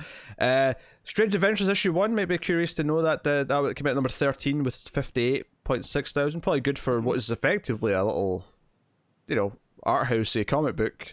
Tom King's got enough credit at this point that he can do that with these series. Deceased Unkillables issue 2, 56,000. Always happy to see Taylor's stuff selling well. Yep. So I think that's pretty much everything that's worth mentioning. You're the Villain, Hell Arisen issue 4, number 48 with 32,000. I mean, given how issue 3 sold out everywhere, I'm curious to see what issue 3, the combined numbers for issue 3 actually did, but is what it is. O'Connor's joined us again. We're just about done with the sales figures, you sneaky bastard. But I'm sorry, there was genuinely serious news that I had to go and read. That's fine. Spider-Woman number 1 was number 1, which we'd never have guessed. No, I didn't know it existed. 142,000. I expect they definitely gained those numbers. Yes. So that's sales figures for March. Who knows when we'll have more sales figures and in what form it'll take. Well, I mean, there's not going to be any for April. Oh yeah, obviously. Obviously there's no April sales figure. And let's be honest, there's not going to be any for May, given that Diamond are only shipping 1 week in May.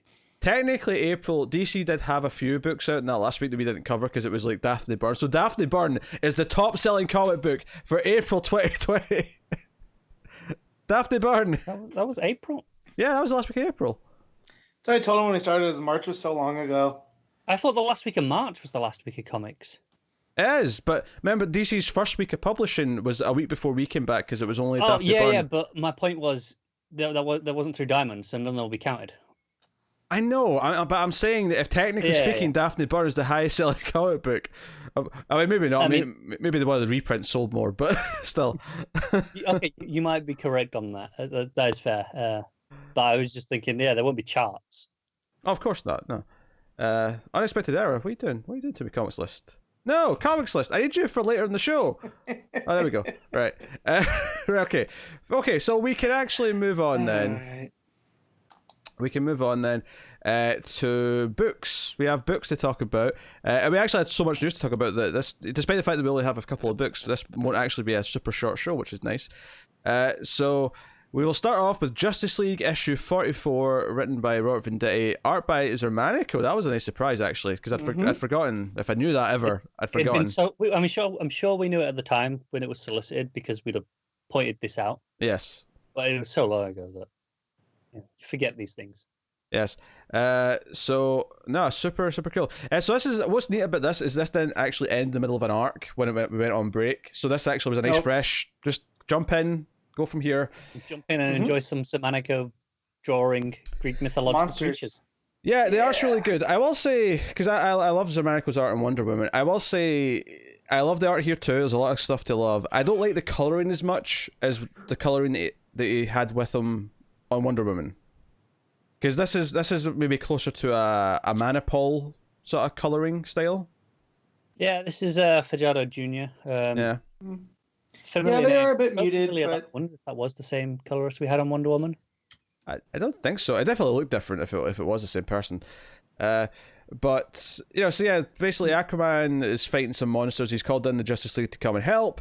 They show up, and there's some fun banter. I really liked because we see like some mythical creatures that attack the ship they're on. They're I can't remember what they call it, but the plane. And it's the Javelin. The Javelin, thank you. And there's a great page actually. So the Flyers leave the thing, and there's some banter between Flash and Batman. And I did really like a 2-page spread where the side of the page is like Flash and Batman, kind of like all this turbulence, the plane's going down, and then the other side is just Wonder Woman having caught the plane before it hits the ground. Can we stop? Beautiful page. Yeah. Beautiful page. I just wanted to check. It was the same colorist that he had on Wonder Woman. Oh, was it? So it's just they're just choosing a different style for the Justice League book. I guess, yeah, fair enough. I definitely prefer the color in that, but I mean, it obviously still looks great. A little detail here I really like is that obviously Batman's also experiencing the turbulence in those panels at the side, but he actually realizes that everything's okay first and is back to being normal Batman while Barry's still sort of bracing himself, and that's the whole joke. Still bracing, you can stop. So that's fun. And so they meet up with Aquaman, and the issue is fairly straightforward in that it's that's fight these mythological creatures. Why they here? They seem to be targeting Wonder Woman now that Wonder Woman's here. Why is that happening? But there's a lot of big spreads of big, hydras and gorgeous stuff. That double page spread that's with all the monsters, and it's split into 5 or 6 panels from the corners. Yeah, it's almost like the rays of a sun. If you think of the corner being the sun, because they've got like a circle. Yeah. Absolutely gorgeous. Those pages in particular. Yeah, really good stuff. So I mean, honestly, it's probably not going to win any awards for its storytelling, really. But the art is so gorgeous that it's just fun watching the heroes fight these big bastard monsters. Really. Yeah, and let's be honest. How often have me and Matt spoken about how we love when we play with actual mythology things and throwing in all these creatures that is like, oh yeah, this is cool. Well, what's funny about it is that ultimately it turns out not to really be mythologically focused. It's just that happens to be what's triggered first. We have this narrator the whole time talking about vengeance, and maybe if you thought about it for 2 seconds, you'd realize what we're building to, especially given the color of the box that the narration's in. But we end up with the Spectre, and the thing that starts to happen at the end of the book is that all the grievances that the Justice League might have with each other start to come out. Their eyes glow green, and we have like Superman saying, "I carry the rest of you." I'm the strongest here. John's calling out Batman, going, "Hey, you always make yourself leader, but I actually have experience." Yeah. Aquaman's like, you're always judging me, Wonder Woman. So they're all just starting to really bicker, and all this stuff's coming out. And the final page is the Spectre in the sky looking down, all intimidating. Again, art's gorgeous. Like the art is the showpiece here, right? The art is what made this. This was a really enjoyable read, and I mean, if the art was just okay, it would be a fine enough comic. But the art made this sing. Oh, absolutely. This it's is really fun. You know, and sometimes you get people who are like, oh, why? You know, the art doesn't matter as much as the writing, or whatever. This is one of those issues where you can hand to someone and go, no, this is why it's a visual medium. This is why the art matters as much as it does, because this issue, the script is fine. Like you say, it's perfectly enjoyable, but it's the art that makes it a story. Well, and not just that too. If you're familiar with these monsters, Xermanico is also doing them his own way, right? Yeah. Like the Manticore, it's got the scorpion tail and the lion mane and a human face. And most of the time that gets left behind by artists, right? They don't try to adapt it from myth. But he's going for it. And even Scylla, which has had so many different forms. Half expecting to see Caridibus show up. Yeah, me too. I'm a little disappointed they didn't. I'd go as far as to say that if the art wasn't as great in this, I would probably criticize the issue for being too much just fighting. Because if I wasn't enjoying the art so much in that middle chunk of the issue where it's just a lot of fighting the monsters, I'd probably be kind of like, this is just one big fight. And how many times do we complain about a comic book issue that's, it's just one big fight, and the fight itself's not that interesting? But here's... When the fight's fun to read, that's okay. Yeah, the art is so good here that I was into every single beat of the fight. Everything looks so good. So... it's hard to really fault it that much. It's interesting it's only a two-part story, because this feels like it could be the start of a 6-issue arc, given what this ends on. This feels like it could be a long story, but obviously it's a two-parter. Actually, no, is it a two-parter? We don't know if it's a two-parter. I don't remember. Why am I thinking but two-parter? I do. The part that stuck out... A 6-part arc finished by August. Yeah. Oh, yeah, it has to be short, because we have a different writer doing a 6th-issue arc that ends in August, so... Yeah. But yeah, I do like when they're rounding up the creatures, and Aquaman's like, oh, I know a hippogriff when I see one. So then I look and I was like, that's not a hippogriff. And I did the same. And Wonder Woman goes, no, it's a griffin. Hippogriff has the back quarters of a horse. But that's okay. I understand why you'd be confused. And I was like, okay, this is going out. This is playing out like it should. Yeah. So, Matt and Connor being two of maybe... A lot of fun. I really wanted to see... So, there's the point where the pit to Tartarus opens, and she starts diving down, but she obviously, hooks herself on the sword with the lasso. I kind of want to see Xermanico's rendering of Tartarus. Yeah. Well, and I like how she points out, too, that Tartarus it's a mystical realm, so it's kind of everywhere at once, and the main entrance is below Themyscira, as we've seen. But also at the bottom of the earth. So, here. Right. So, so I wonder what that would look like spatially. Yeah, because that's a fun sequence in the book where she lures all the monsters, because they're all chasing her, so she lures them all down into the pit, and then sort of lassos and gets back up. Well, that's the thing about Tartarus too is talking about we talked about the Percy Jackson books in quarantine, and then there was news, so I started rereading them. But it reminded me of the way that plays with myth. It's still set out in terms of the way myth works, but the locations move. Right. It kind of played the same here with Tartarus being, it's at the bottom of the earth, sure, but it's also under Themyscira and maybe other places that are appropriately work. Right. Yeah. Because it moves with the culture. Yeah. All right, cool. Pretty straightforward issue, but nice to look at, and expecting a quick wrap up again, because we have that 6-issue arc to start pretty soon. So, yes. So here we go. What were you rating them at? It was 8.5. I really like this one. Connor? Yeah, same for me. I had a blast reading this. I was going to go straight 8, mainly because, it is all in the art, pretty much. This is one where if it felt like it was doing something extra with the story as well, I'd probably be willing to go higher. But as a showpiece that's made almost entirely from the art for me, then 8 out of 10. All right, so that'll take us on to our second and final new book of the week. Yep. That is Lois Lane, issue 10. Greg Rucka writing with Mike Perkins on the art. So, a lot of 2-page layouts in this one, actually. Wasn't prepared for that. Unexpected as to what this issue became, actually. Yeah. Yeah, so I not that I forgot about it, but with having such, having only 2 books really this week. Not that I put it off, but I was like, I still got to read this morning. So when I sat down to read it, I was like, oh, I'm on a time crunch, and then it started going into a different place, and I started getting 2-page spreads. I was like, oh, this is not going to take as long. Then I started reading what those 2-page spreads were, and I was like, oh, okay, no. They're 2-page spreads, but they are, even though it's not like the Bendis style word vomit of a bunch of exposition, there's a lot to chew on in those 2-page spreads. Yeah, I mean, it's not, for the most part, it's not stuff that we're unfamiliar with as DC readers, because it's kind of recapping the idea of a multiverse. Because the first half of the book is basically Renee, who's with Jessica Midnight and Sister Clarice. Thank you.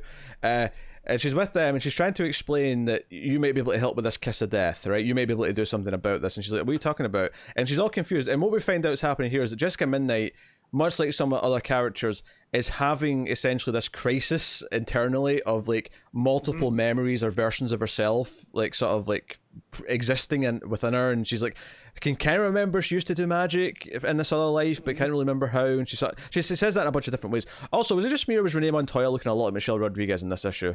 A lot. I saw it a few times in this. Yeah. Some reference pictures may have been used. Very possibly. But she's kind of explaining this. So we get a bunch of 2-page layouts that have, because the first one is like just like split into 3, and we have like a bunch of different Supermen, which for the record, don't think I didn't notice that Reeve and Margot Kidder flying from the movie in that top chunk. And Batman and Wonder Woman. So the Trinity, right? We've got 3 different. Matt, fill me in. What's the Egyptian Superman one from? I don't think that's Egyptian. I think that's the Aztec. And there was a story about him. I can see that. Yeah, landing there and how different he would have been. All I know is I need it. Yeah, there's that. Well, then you have him with Lori Lamaris, right? With the mermaid girl. You have the Killing Joke era Joker, right? That's where that's from. The and the swashbuckling Batman. Yeah, and the original Detective Comics Batman, but the looks of the swashbuckling one, it looks like I think it's the color scheme, but it looks like this could be a Batman that decided to be Raz's successor. Yeah. You got the year one. Well, there's also the Pirate Batman Elseworlds. Oh yeah, I know it's from that, but it looks like it could be that. Yeah, and you got the year one cover there as well, and then Wonder Woman, you've got a bunch of different versions as well. Yeah, Robot Wonder Woman. But what I like though too is that where it talks about, it kind of almost goes in defiance of Morrison's multiverse, where there's a set number of worlds, right? But then each of those worlds has a different outcome to them, so it's kind of cheating. Well, Rucka takes that here to we're going like there's basically an almost infinite number of worlds based on each decision, up to the point where the numbers are so large that they should be patently impossible, but become incredibly probable and then ultimately inevitable. So basically saying like originally with the multiverse, it was anything you could imagine.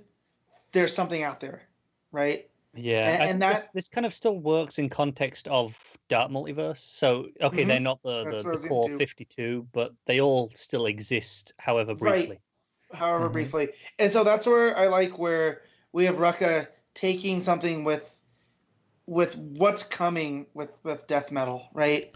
I don't know how much he was aware of any of this going on with how this fits in with the story and how it fits in with what's going on in Superman and whatnot, but once you start getting the rest of these pages and how it fits in with Midnight and who she was, and like I feel like I should know where she was a witch, but I think that's new.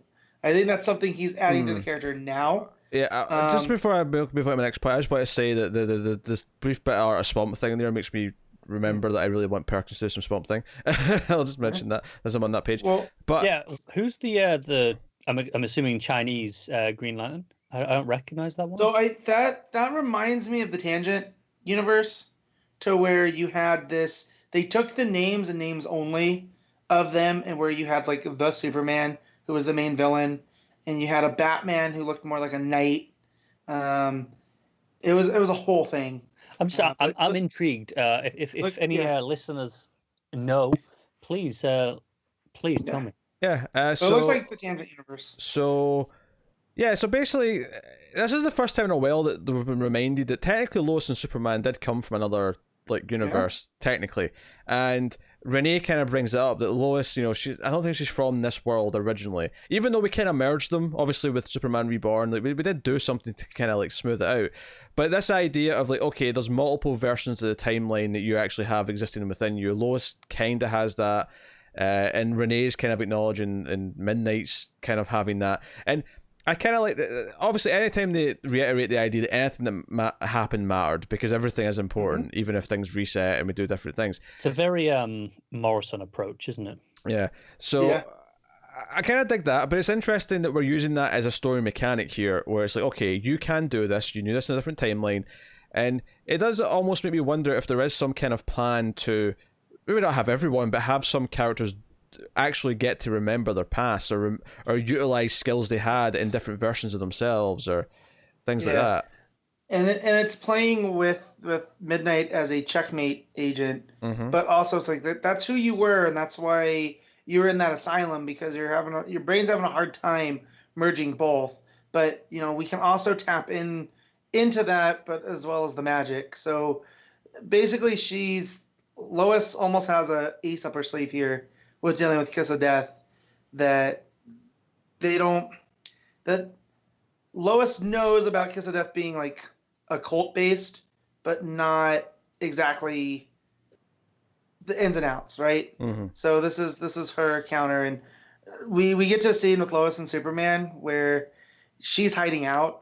Well, and he keeps running. This is a weird thing structurally, actually, because the first half of the book is with Montoya and Midnight, to the point where I thought the whole issue was going to be that. Where you just know Lois for most of the issue. Yeah, because you see Lois on the first page like typing away and working, but it's with narration of Renee talking to Midnight, and I felt like, oh, so we're just going to sort of like, Lois is going to be sort of like seen in the background working away and whatever's happening, and maybe just like tease at the end. But no, then at the halfway point, it shifts completely to Lois and Superman, where he's just making sure she's okay. And there's this running gag here where he keeps speeding out and coming back because there's an oil fire somewhere, and then there's also a suicide attempt and stuff. He keeps flying off and coming back. And she's basically like, I can handle, I know what I'm doing, but thank you. And then that plays into, what Kiss of Death wants to do, because Superman's telling her, you're really good at what you do, and I know you don't need my help, but I'm always right there.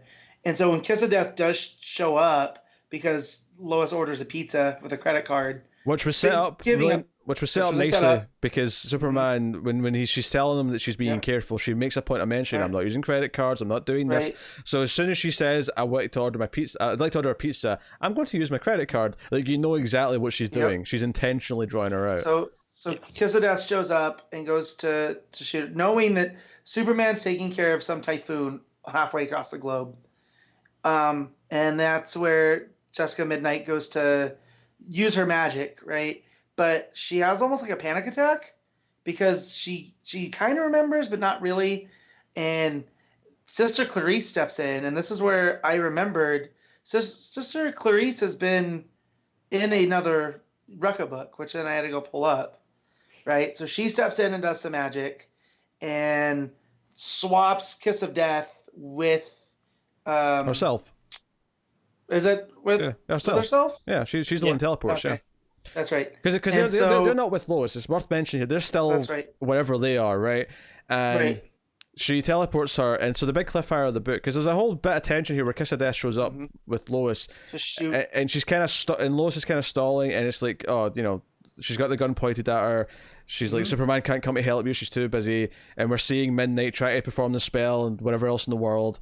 And she's like, guys, now would be a good time for this. Now would be a good time. Anytime you're ready. And then Sister Clarice steps in and switches bodies. But the big cliffhanger, of course, is that as the teleportation happens, the gun's being fired. So she immediately, as soon as she lands, she actually shoots Renee, because Renee happens to be standing in front of her. I love the visual of her pulling off her head to reveal the skull, the mask. Yeah, it's pretty great. I love it. It's great. So that's the cliffhanger. The cliffhanger is Renee bleeding from a bullet wound, saying "nice shot," as Midnight is clearly still freaking out. And why wouldn't she be? Right. But yeah, so when Sister Clarice brings up that she was the instrument of God's mercy, I just think it's hilarious that that's the same week that the Justice League book came out with the end of the Spectre. I know. Because- I thought that because there's a very Spectre description of themselves. Yeah, so there was a Final Crisis book called Revelations, and that's where I remember Sister Clarice coming from, to where Crispus Allen was the new Spectre, which, of course, Crispus Allen popped up in another Rucka book in Gotham Central, right? And so he became, right after, at some point, he became the Spectre throughout that era, and Revelations was all about the Book of Crime, I think. It's really worth checking out if you haven't read it. It's Rucka doing a lot of his Batwoman and a lot of other stuff that goes throughout. But she shows up, and there was, she was the counterpoint, right? The yin to the yang of the Spectre, where she was the mercy aspect known as the Radiant and stuff. So I like, again, Rucka bringing up stuff. So I do have a question here, though. I have a question in that. Okay, so they've teleported. If this was the plan, they've teleported Kiss of Death there. Kiss of Death's now in a room with Midnight and Montoya. And while that might not have been the exact combination expected, right? What's the plan now that they've got her here? Because Kiss of Death might just, kill Midnight. I'm assuming the plan was to keep her supposed to trapped swap. within the circle. Yeah. Very possibly, yeah. Right, because we don't know, because she shot her from across the room. I'm just curious what the plan is from here. And obviously, things might be changed up a little bit because Montoya just got shot, but... Yeah, I'm sure that's where Montoya came in with the question stuff, where she can put her down until proper authorities get there. Yeah, well, not with a bullet wound in the gut, though. So, yeah. That's cool. But yeah, really... Really, really good ending. Not all what I was expecting in Lois Lane, to go on this diatribe of the multiverse and who these people are, and Renee remembering that she was a cop in Gotham. So is that not the case now? Right? Has she always just been the question, or was she like? It's this. I love it. Like you're saying, it counts, and it kind of does fly in the face of Morrison, but it also leans into Morrison, and that's why I like Rucka. Like they both wrote on 52. Together, so we know that they can work with each other's ideas. So it's a lot of fun. So that's pretty much it. Art is Perkins. Like before, there's some faces here or there that don't quite work. There's only one panel in particular I really hated, I think, in this issue. Usually there's a handful. This is less than usual, I would say, but it was probably a more egregious error than usual. It wasn't just a funny looking face. It was when Superman's going in and out solving the problems with Lois, and the final one where he gets back, she puts up her hand to stop it, to interrupt him, and so she can just carry on speaking.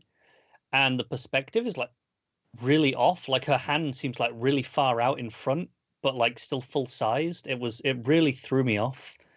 And I spent far longer on that panel than I should have done, just trying to figure out where her arm was coming from. It was awkward. Yeah, that's what I mean. It's been consistent since the start, and I really love the overall look of the book.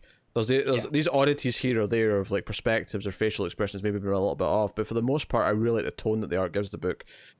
So I think I felt it more in this issue though, because most of the art was so good, especially on all the multiverse stuff, where I thought it was some of Perkins' finest work, and then this panel was one of the most egregious times that I've felt that these kind of odd moments from Perkins. So it stuck out even more than usual. Yeah, it's a shame. All right, Matt, what are you giving it? I'm gonna give this a 9. I mean, I don't have as much of the issues with the art as you guys did. Those layouts with the double pages were really cool. Yeah. Connor? I'm going to give it a straight 8, I think. I will also... I give it an 8.5. So I said also, like he was deciding, well, I'm going to go with one of them. I just don't know which yet. So instead of doing a proper section where we pick favourites and stuff, let's just, okay, right, Lois Lane's my number 1, Justice League's my number 2, end of discussion. Like other way around for me. I think Matt's the same order as me. Yeah. There you go. Oh wait, I just noticed Matt's poking out of Connor's window. Has it been that the whole time? No, I don't know. How dare you? I can't see my own window, so I can't tell. Oh, it's not actually that. It's actually Connor's capture's a little bit off. I'll just fix that just now. This is disgraceful. And I didn't notice that the whole time. Oh, sorry, video audience, for that little discrepancy. All right, a couple of quick sections here before we wrap up. We'll just, if everyone's been reading the digital first stuff. I only had one book that I was going to read digital first, and I did not because I left it too late, thinking I only have so many books. So we'll do digital first. Obviously, me and Carl still have Patreon books, so we'll do those after these two little sections. So I assume you guys still read some of them, the digital first books. Mm-hmm. All of them, yeah. I got all three of mine. Oh, on you go then. Have a casual chat. Connor, which Yeah. one did you read? All the same ones? Yeah. Plus 1D? Yep. So I'll go from, I don't want to say worst because it's so good, but least to first. So with Superman. Venditti Superman was pretty good this time. It was about a spirit. It was almost like a haunting.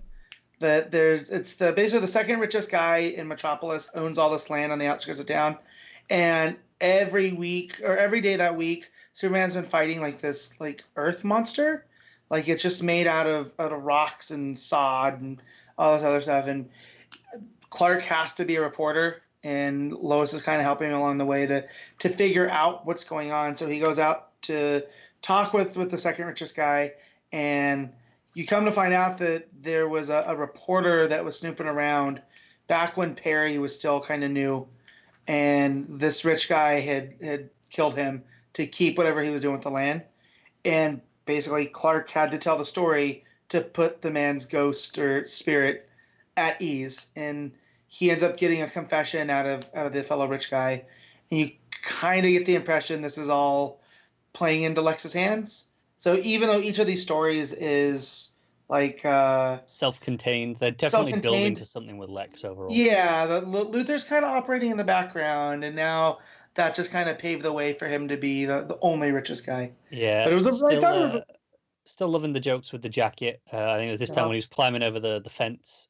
It gets stuck on the barbed wire. Yeah.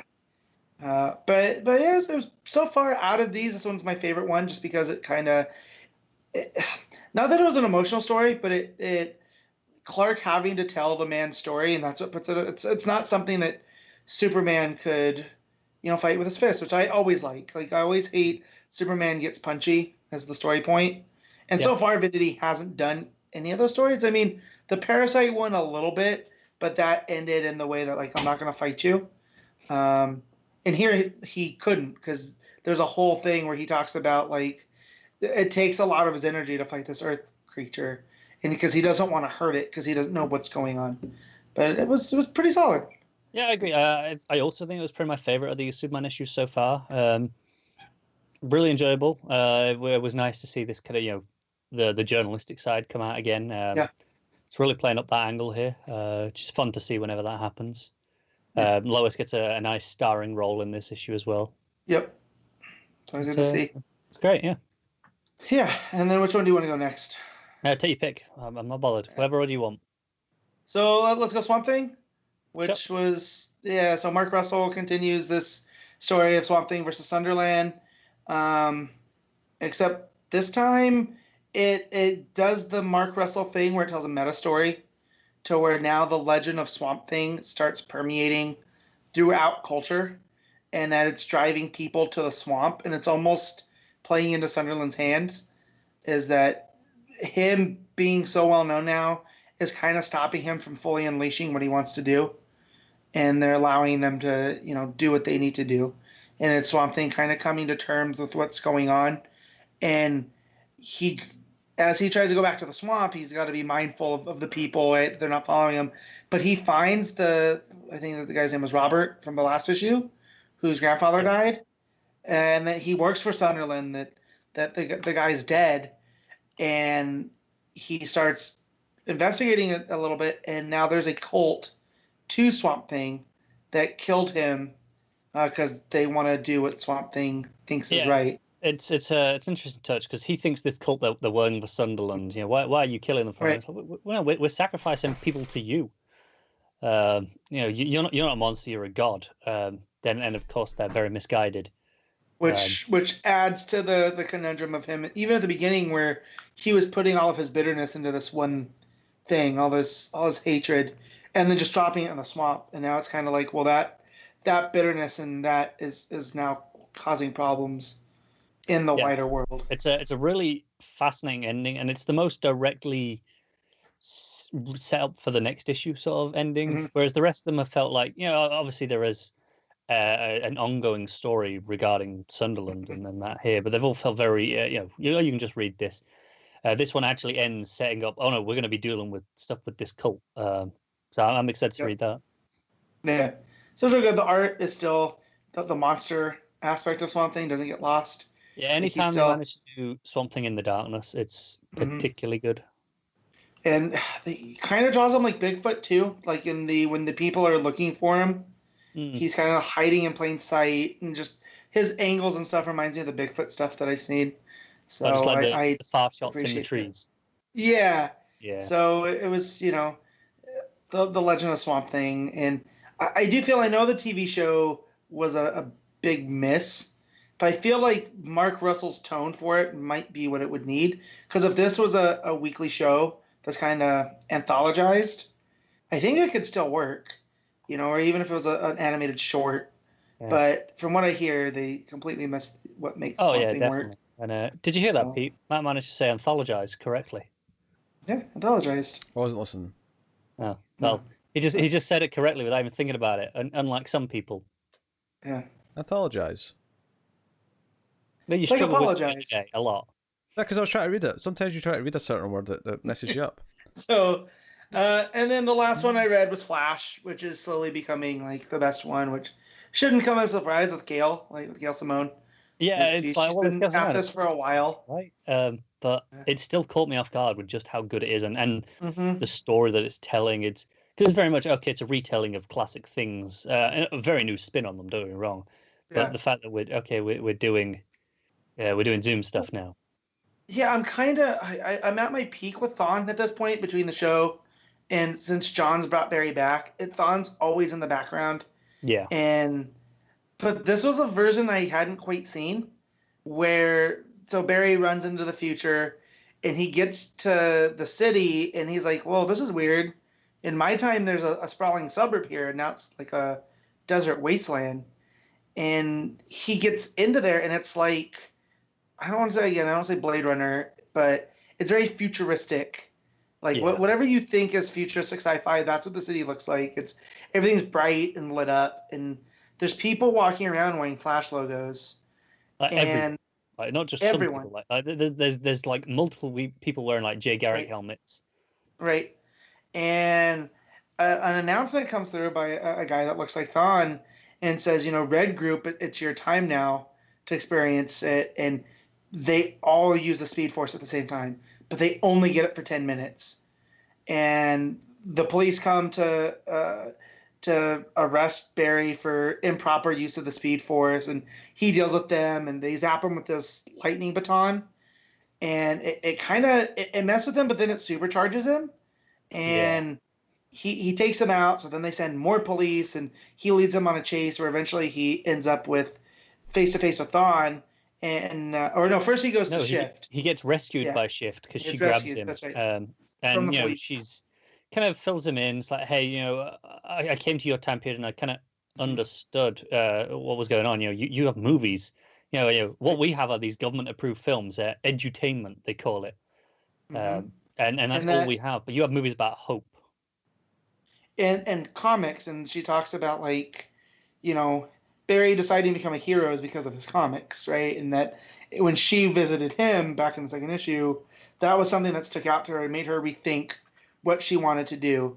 And she Barry's like, well, you said he was a despot, but the people love him. She goes, well, no, they're addicts.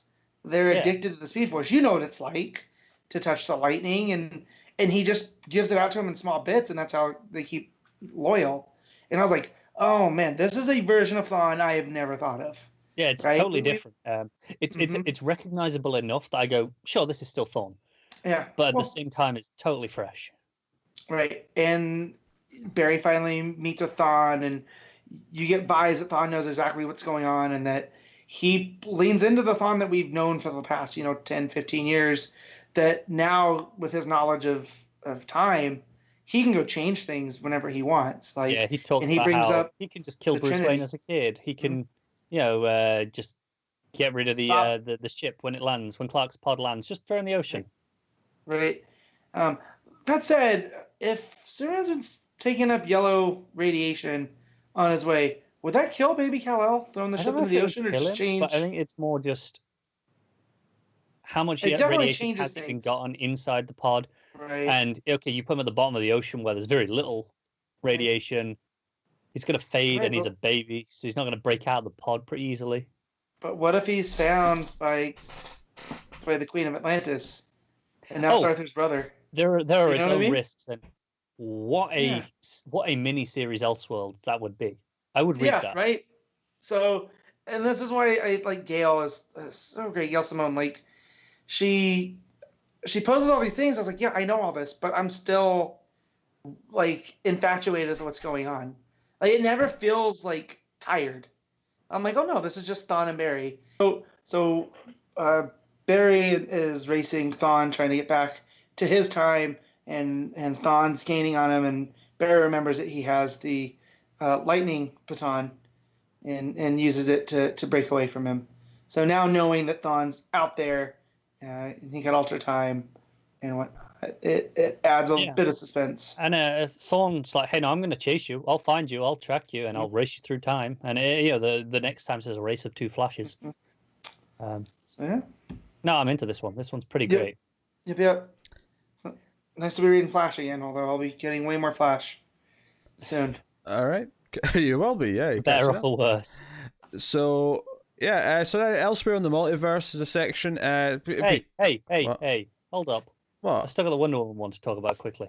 Yeah. Oh, I didn't realize there was another one. Yeah. I thought you were done. Yeah. No, I didn't read this one. No, I'll be quick on this one anyway. This is still Palmiotti and Connor, with Sam Pierre on art, so it does look really good. This has kind of two major plot points. The first one, it starts a while back, is what it says. And Wonder Woman's in an outfit that looks suspiciously like the 70s TV show. And you're like, huh, okay. And it could, and she's like, with a friend there who's also a hero. I think she's called Socialite. She flies around. She's got a whip. They're friends. They're taking down some sort of villain. And they're out for lunch or whatever afterwards.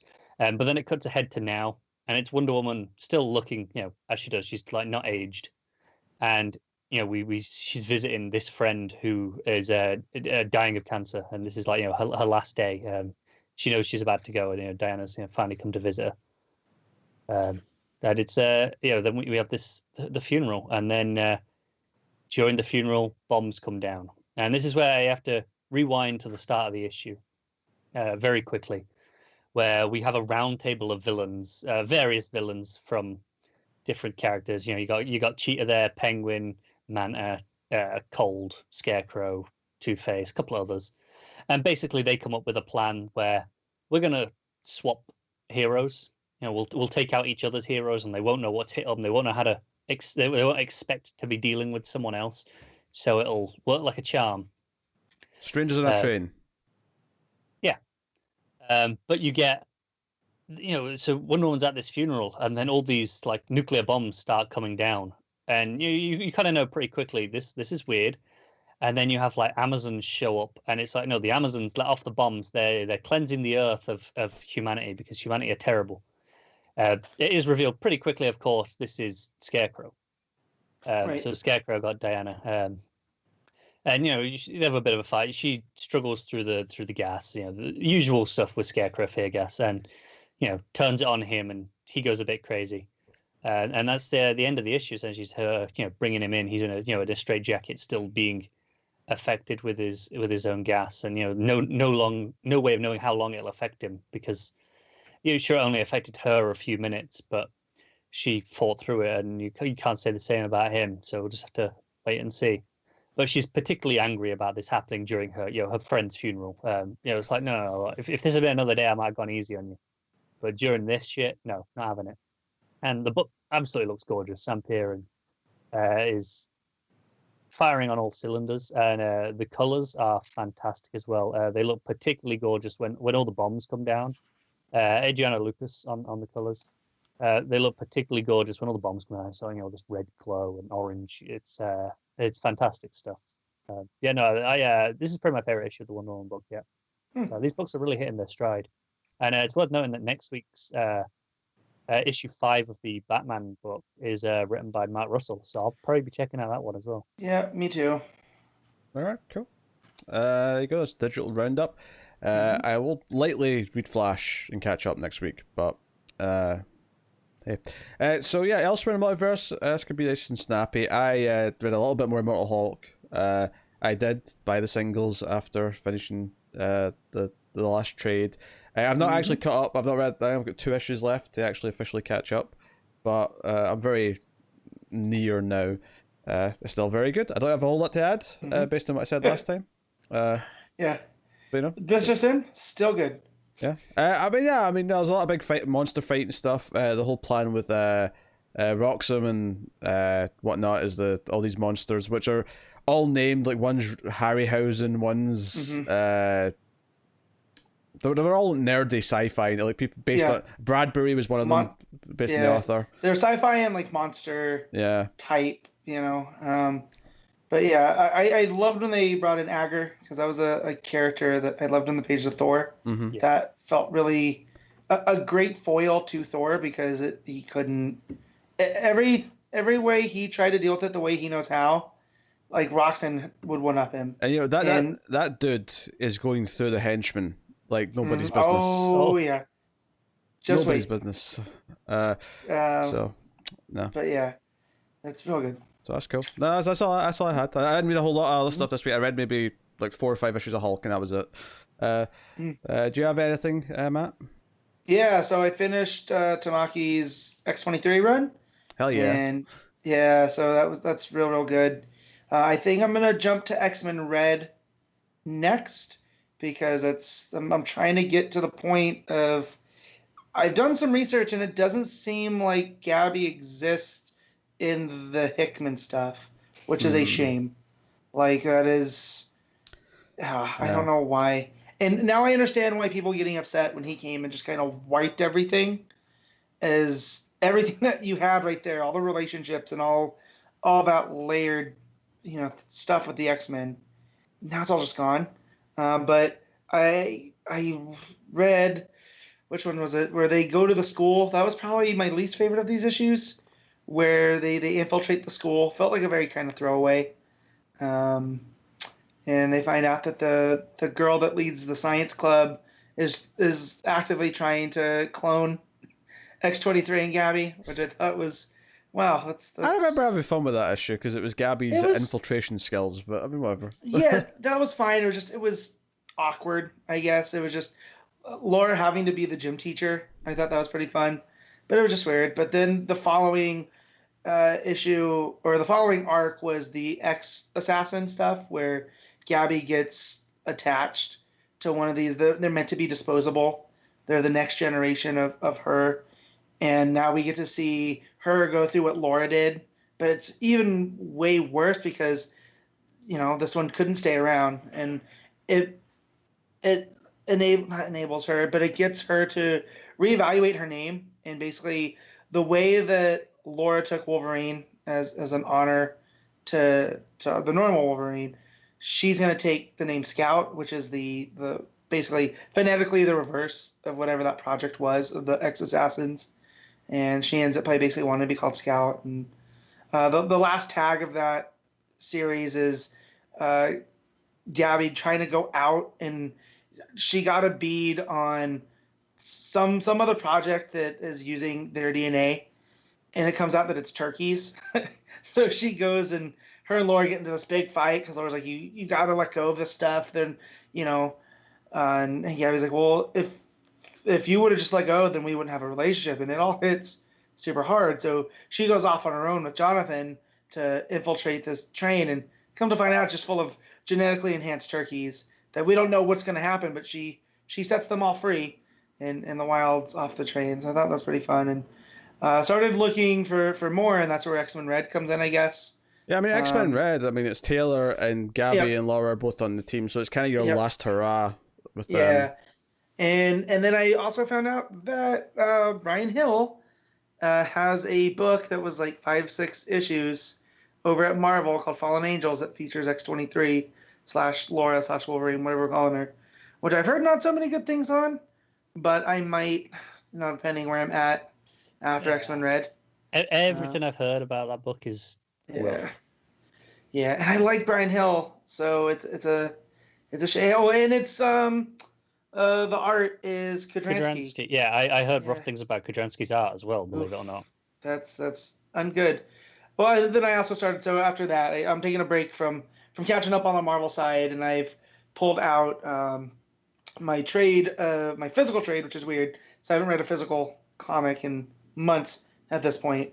Of Adam Strange Planet Heist, which is the Andy Diggle story from 2004 or so, and I'm like 3 issues in, and he's heading to Thanagar, and they're full Battlehawk ready, and I'm just like, oh, this corner of the DCU, I love so much, and I did not realize that.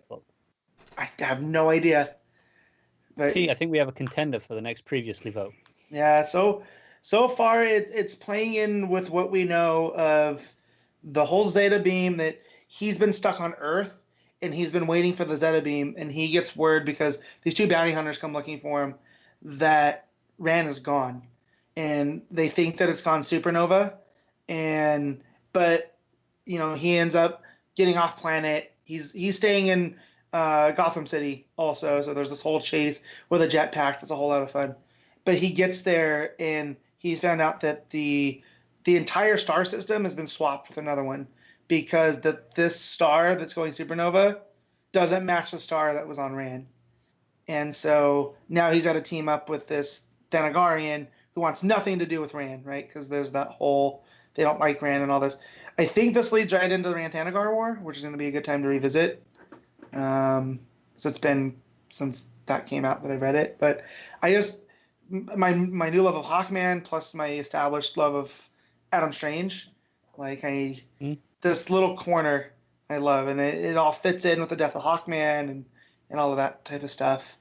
So yeah, so far I'm really enjoying it. I think I'm about 3.5 issues in. I stopped reading last night at a certain point. But yeah, highly recommend it.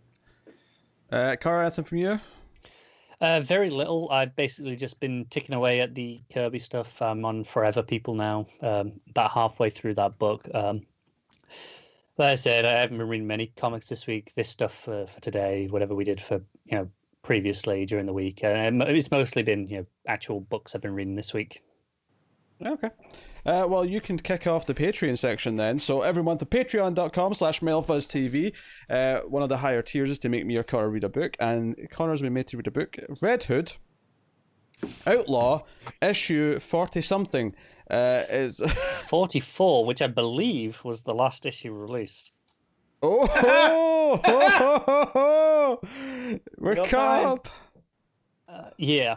I thought, didn't you just tell us last week that you weren't going to be caught up for some reason? I didn't think I would. Obviously, we've been off longer than I realised. Yep, there we go. Connor's up to date on Red Hood. Next month, he'll be reading the newest issue. Well, there's this one technically as well, but next month will actually be new. Yeah, depends when. Well, it depends if did they release an issue this week in May? Oh, I don't know. I have no idea. Because it might not be. Why am I keeping? I don't keep track of Red Hood. Nor do I. So God knows. Go on then. Yeah, it's more Red Hood, isn't it? It's still rough. First thing I noticed was the art. It's obviously we've got Lobdell writing. I'm just trying to find the artist's name.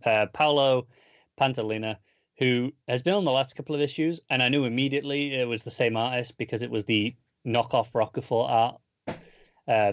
From the very first page, I'm like, oh yeah, this is the guy who's not as good as Rocafort, which is really disappointing because once upon a time Rocafort was on this book and looked good.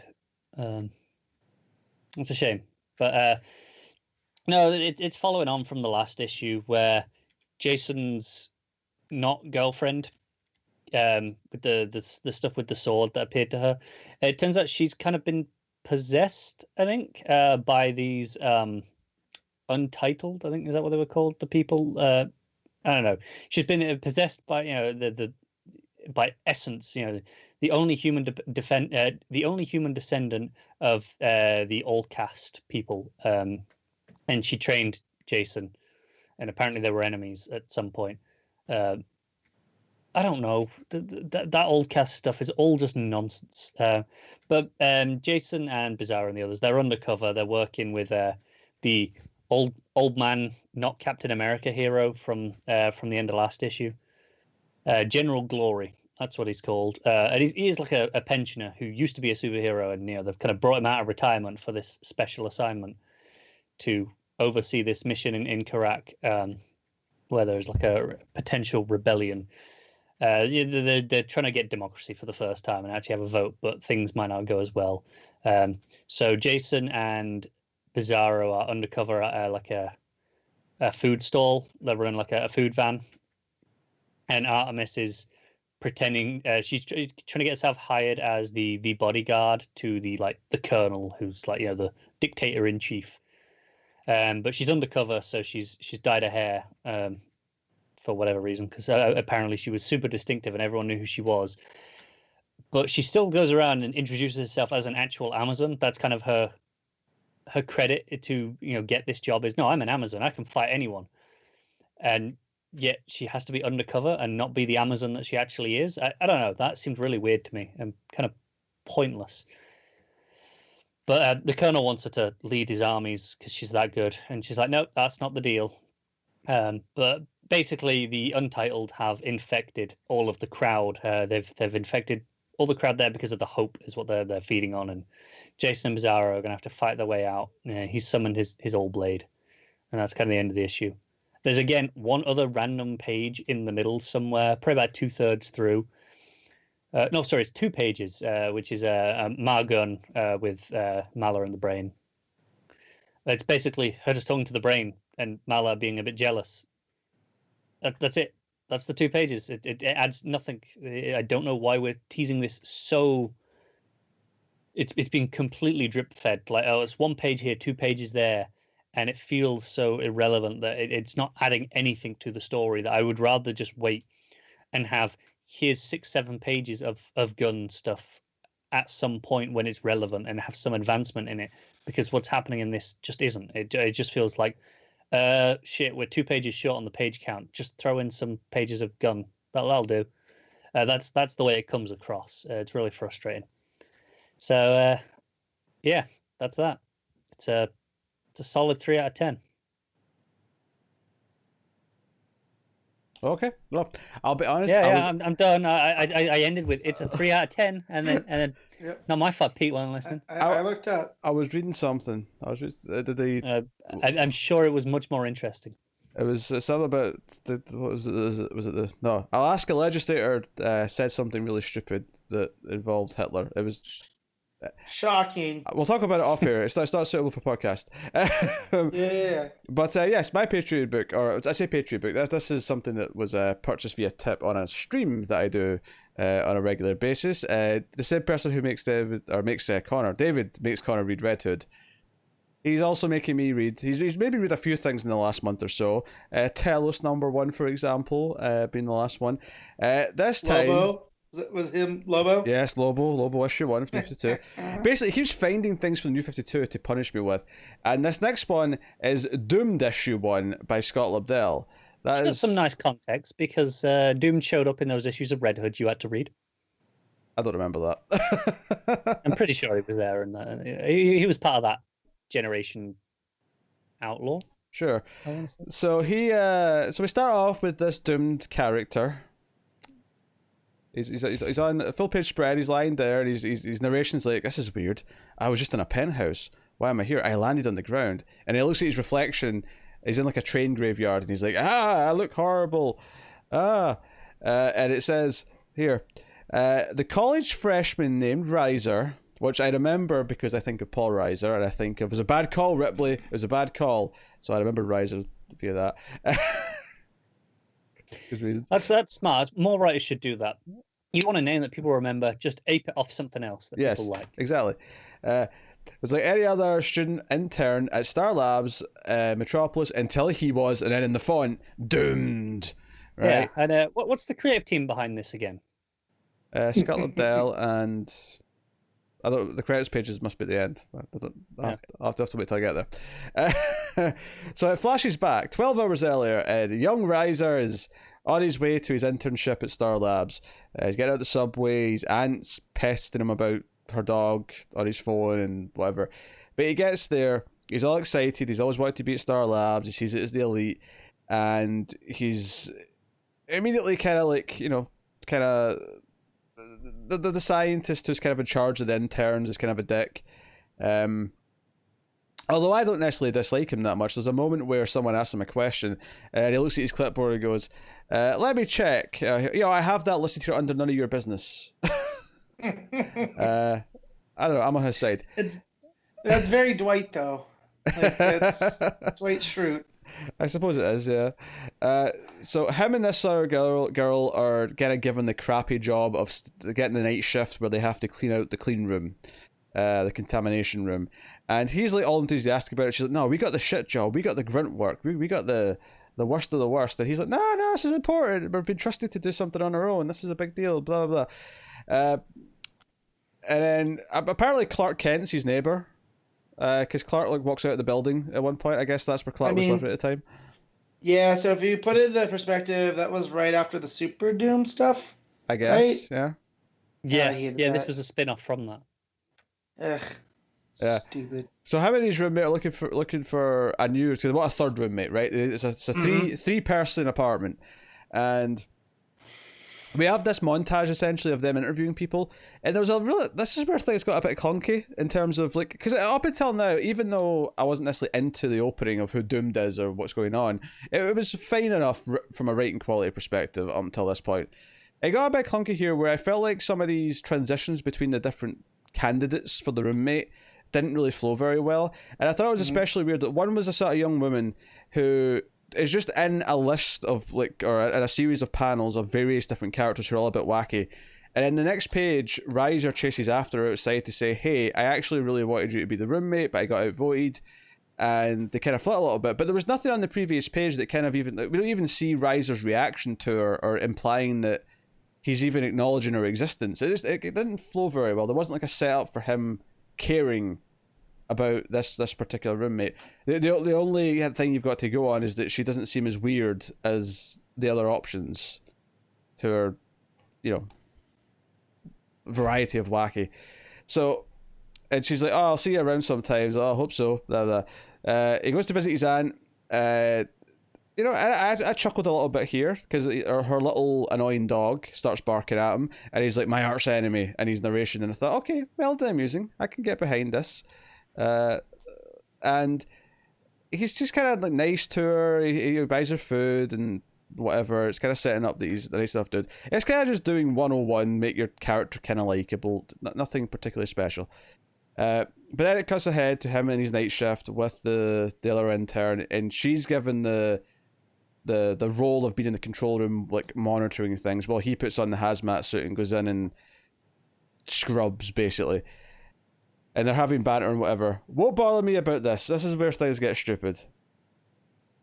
So he becomes doomed in this comic, right? This happens to him because he gets hot at one point and takes off his mask in the clean room at Star Labs.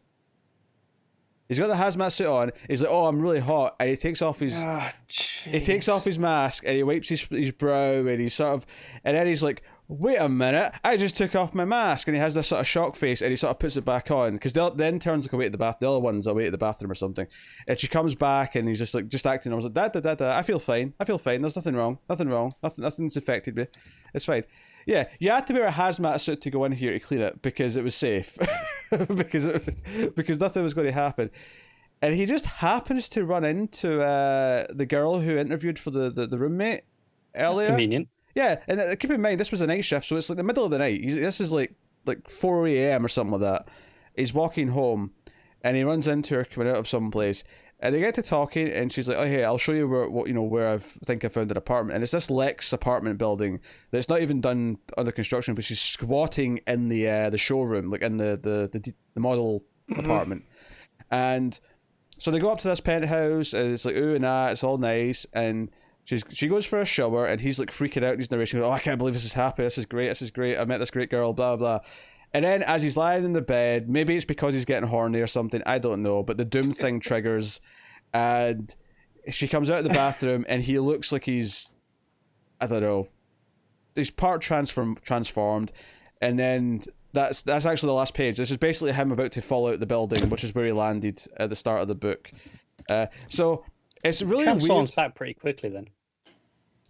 What do you mean? Well, if he's about to fall out, he's only half transformed here, and then he falls out the window, and that's where we open up, and he's presumably back to normal because he's... No, he's not normal at the start. Oh, is he not? Okay. No, he's completely in doom mode at the start of the book before it flashes back. Okay.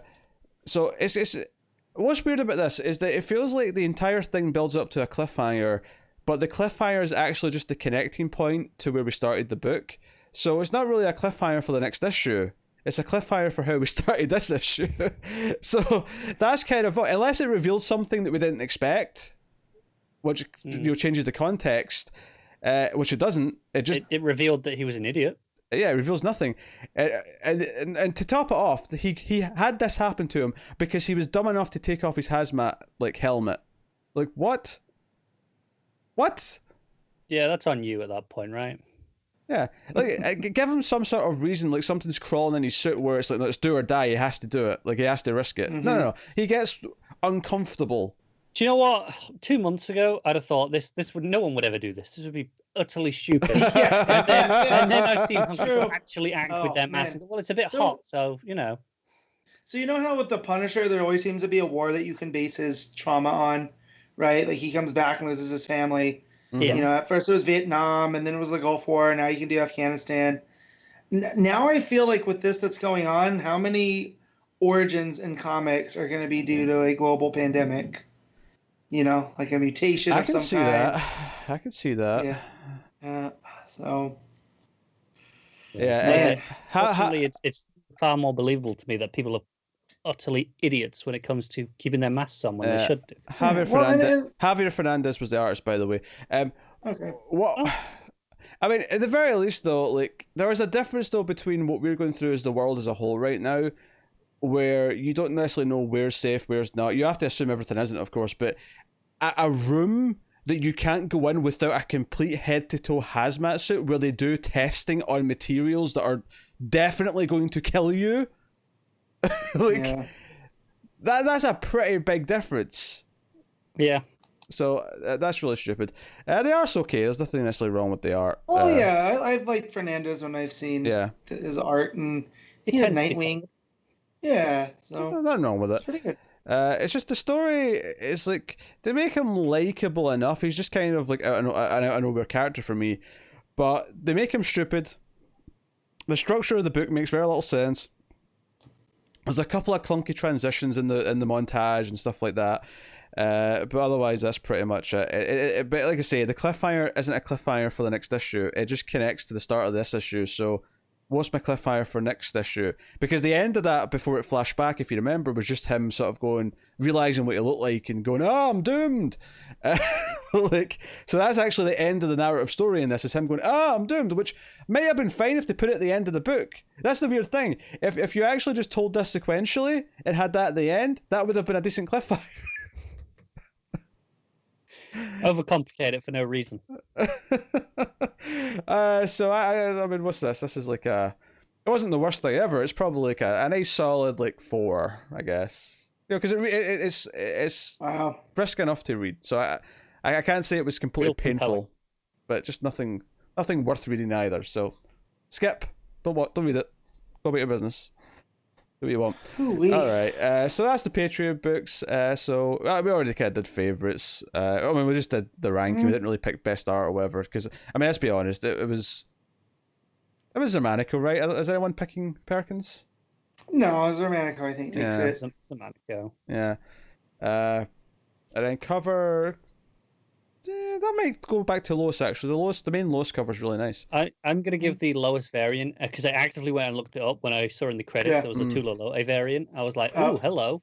So I went and looked at that. And that's fair. Let me look this up real quick. Hold on. It's probably not my favourite Lotte work, don't get me wrong, but it's easily my favourite. Yeah. What issue was this? This was 10. Yeah. No, I like the regular cover. There's the skull with the Lois in the eyes. Like, no, It's nice. I Yeah. think it. I don't know what the Justice League variant was. Admittedly, that could have been very nice. I don't think it was on the solicits because I was making thumbnails for stuff, and the variant wasn't in the solicits when it was solicited. That's fair. The Justice League cover was nice. The Manipul one though. Yeah, that's fine. So maybe that's why the coloring was trying to hate Manipul, because the Manipul did the cover. So they wanted to... It felt very consistent from the cover going through the issue in that regard, and which isn't something you can always say. I guess maybe that's why they made that attempt. But hey, so there you go. No, that's basically episode 202. I want to kind of announce something. It's not a big deal necessarily. There's nothing changing with the podcast itself, or if you consume the podcast, via the audio download or via YouTube, nothing's changing. If you want to keep it that way, you still have it that way. Nothing is affecting how you enjoy it. But there is a new thing we're experimenting with, a new YouTube channel that's dedicated to comics from the multiverse, where the comic reviews themselves are going to be split up into individual videos, so they go into their own playlists and things like that. So if you want to go and subscribe to that and maybe, give some things a watch on there and like and all the rest of it, you can. We're just trying something different, see if it gains any traction. It may not. No matter it might be particularly helpful for previously, where maybe you're interested in one run but not some of the others, and rather than jump around in timestamps, you'd rather just watch the playlist of just those reviews. Yeah, so there's benefits to it, so we're just giving it a try. So go and have a look if you want to. The full podcast will still be on the main YouTube channel, MailFuzz TV, as it always is, and obviously the audio download's not changing, but just experimenting a little bit with different formats. So go and have a look at Comics from the Multiverse on YouTube if you want to. The channel, that is, specifically. There's literally, at the time of recording, there's one Detective Comics review from previously on there, but there'll be more piling up as it goes on. So go and have a look at that. But yeah, the usual stuff to tell you: like and subscribe, comment, let us know what you thought of the books, all the usual stuff. Liking is really important on YouTube. It helps people. It helps the algorithm know specifically that you think this content's worth recommending to other people, so it's very important if you do that. You can support us, of course, financially over at patreon.com/MailFuzzTV. The higher tiers, of course, can make us read books, and obviously there's producers, which I'll thank right now: David Short, Alison M. Fordyce, Cindy Palacios, and Tyler Hess at the $20 tier. But you can support us for as little as $1 per month. At the $5 tier in particular, you get early access to all the multiverse shows by one day, and you get to vote on some of the slots on the previously show. So go and have a look to see if you're interested in all that stuff. But you can do that, of course. It gets on Twitter at DC Comics Podcast. Also important for updates, retweeting news items, things like that. But I think that's everything, more or less. Just outside of check out other MailFuzz TV content. If you want to hear us talk about movies, TV shows, that kind of thing. There's other shows with various combinations of people from MailFuzz TV on them. So go have a look. But that's us. So thank you very much once again for watching or listening. This has been episode 202 of Comics from the Multiverse. I should tell you what's coming next week. I was about to wrap up without doing that. Yeah, I was just getting ready to go. What's coming next week, though? Yeah, I know. And I actually closed my tab. I had the list already, and I closed it because I'm an idiot. Don't worry. It's booting back up. So next week, another kind of late-ish week. It's not really until June where we're back into the full swing. Next week was going to be the first week of Diamond, technically, but obviously they all got delayed. So, yeah. Yeah. So we're talking about the books coming out on the 19th here. This is the 19th of May from DC, which is the Tuesday. So books coming out. We have Deceased Unkillables, issue 3. We have Dollhouse Family, number 6. We have just looking for the new issues here. Plunge, issue 3. So a bit of Hill House. Red Hood Outlaw 45 is so there is a May book, so I'll still be behind. It's okay. All is right in the world. Behind by a 1. Jimmy Olsen issue 10 is out next week.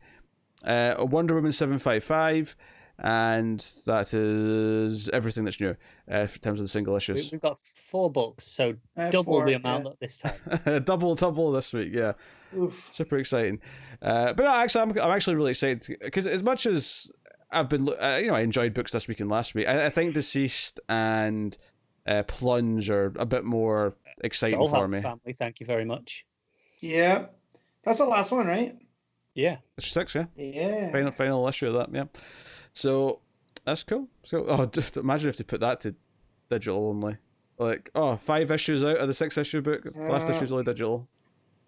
That'd be a dick move. That'd be very rude. Honestly, I wouldn't have been surprised if they had done that. However, I think they only made this decision to move some of the stuff to digital Afterwards. after Marvel made their decision and announcement. So Yeah. And saw that they could get away with it, and this had already been printed. yeah, that's probably true. This was already printed. In fact, this might be the first week of stuff that wasn't already at the printers before everything shut down.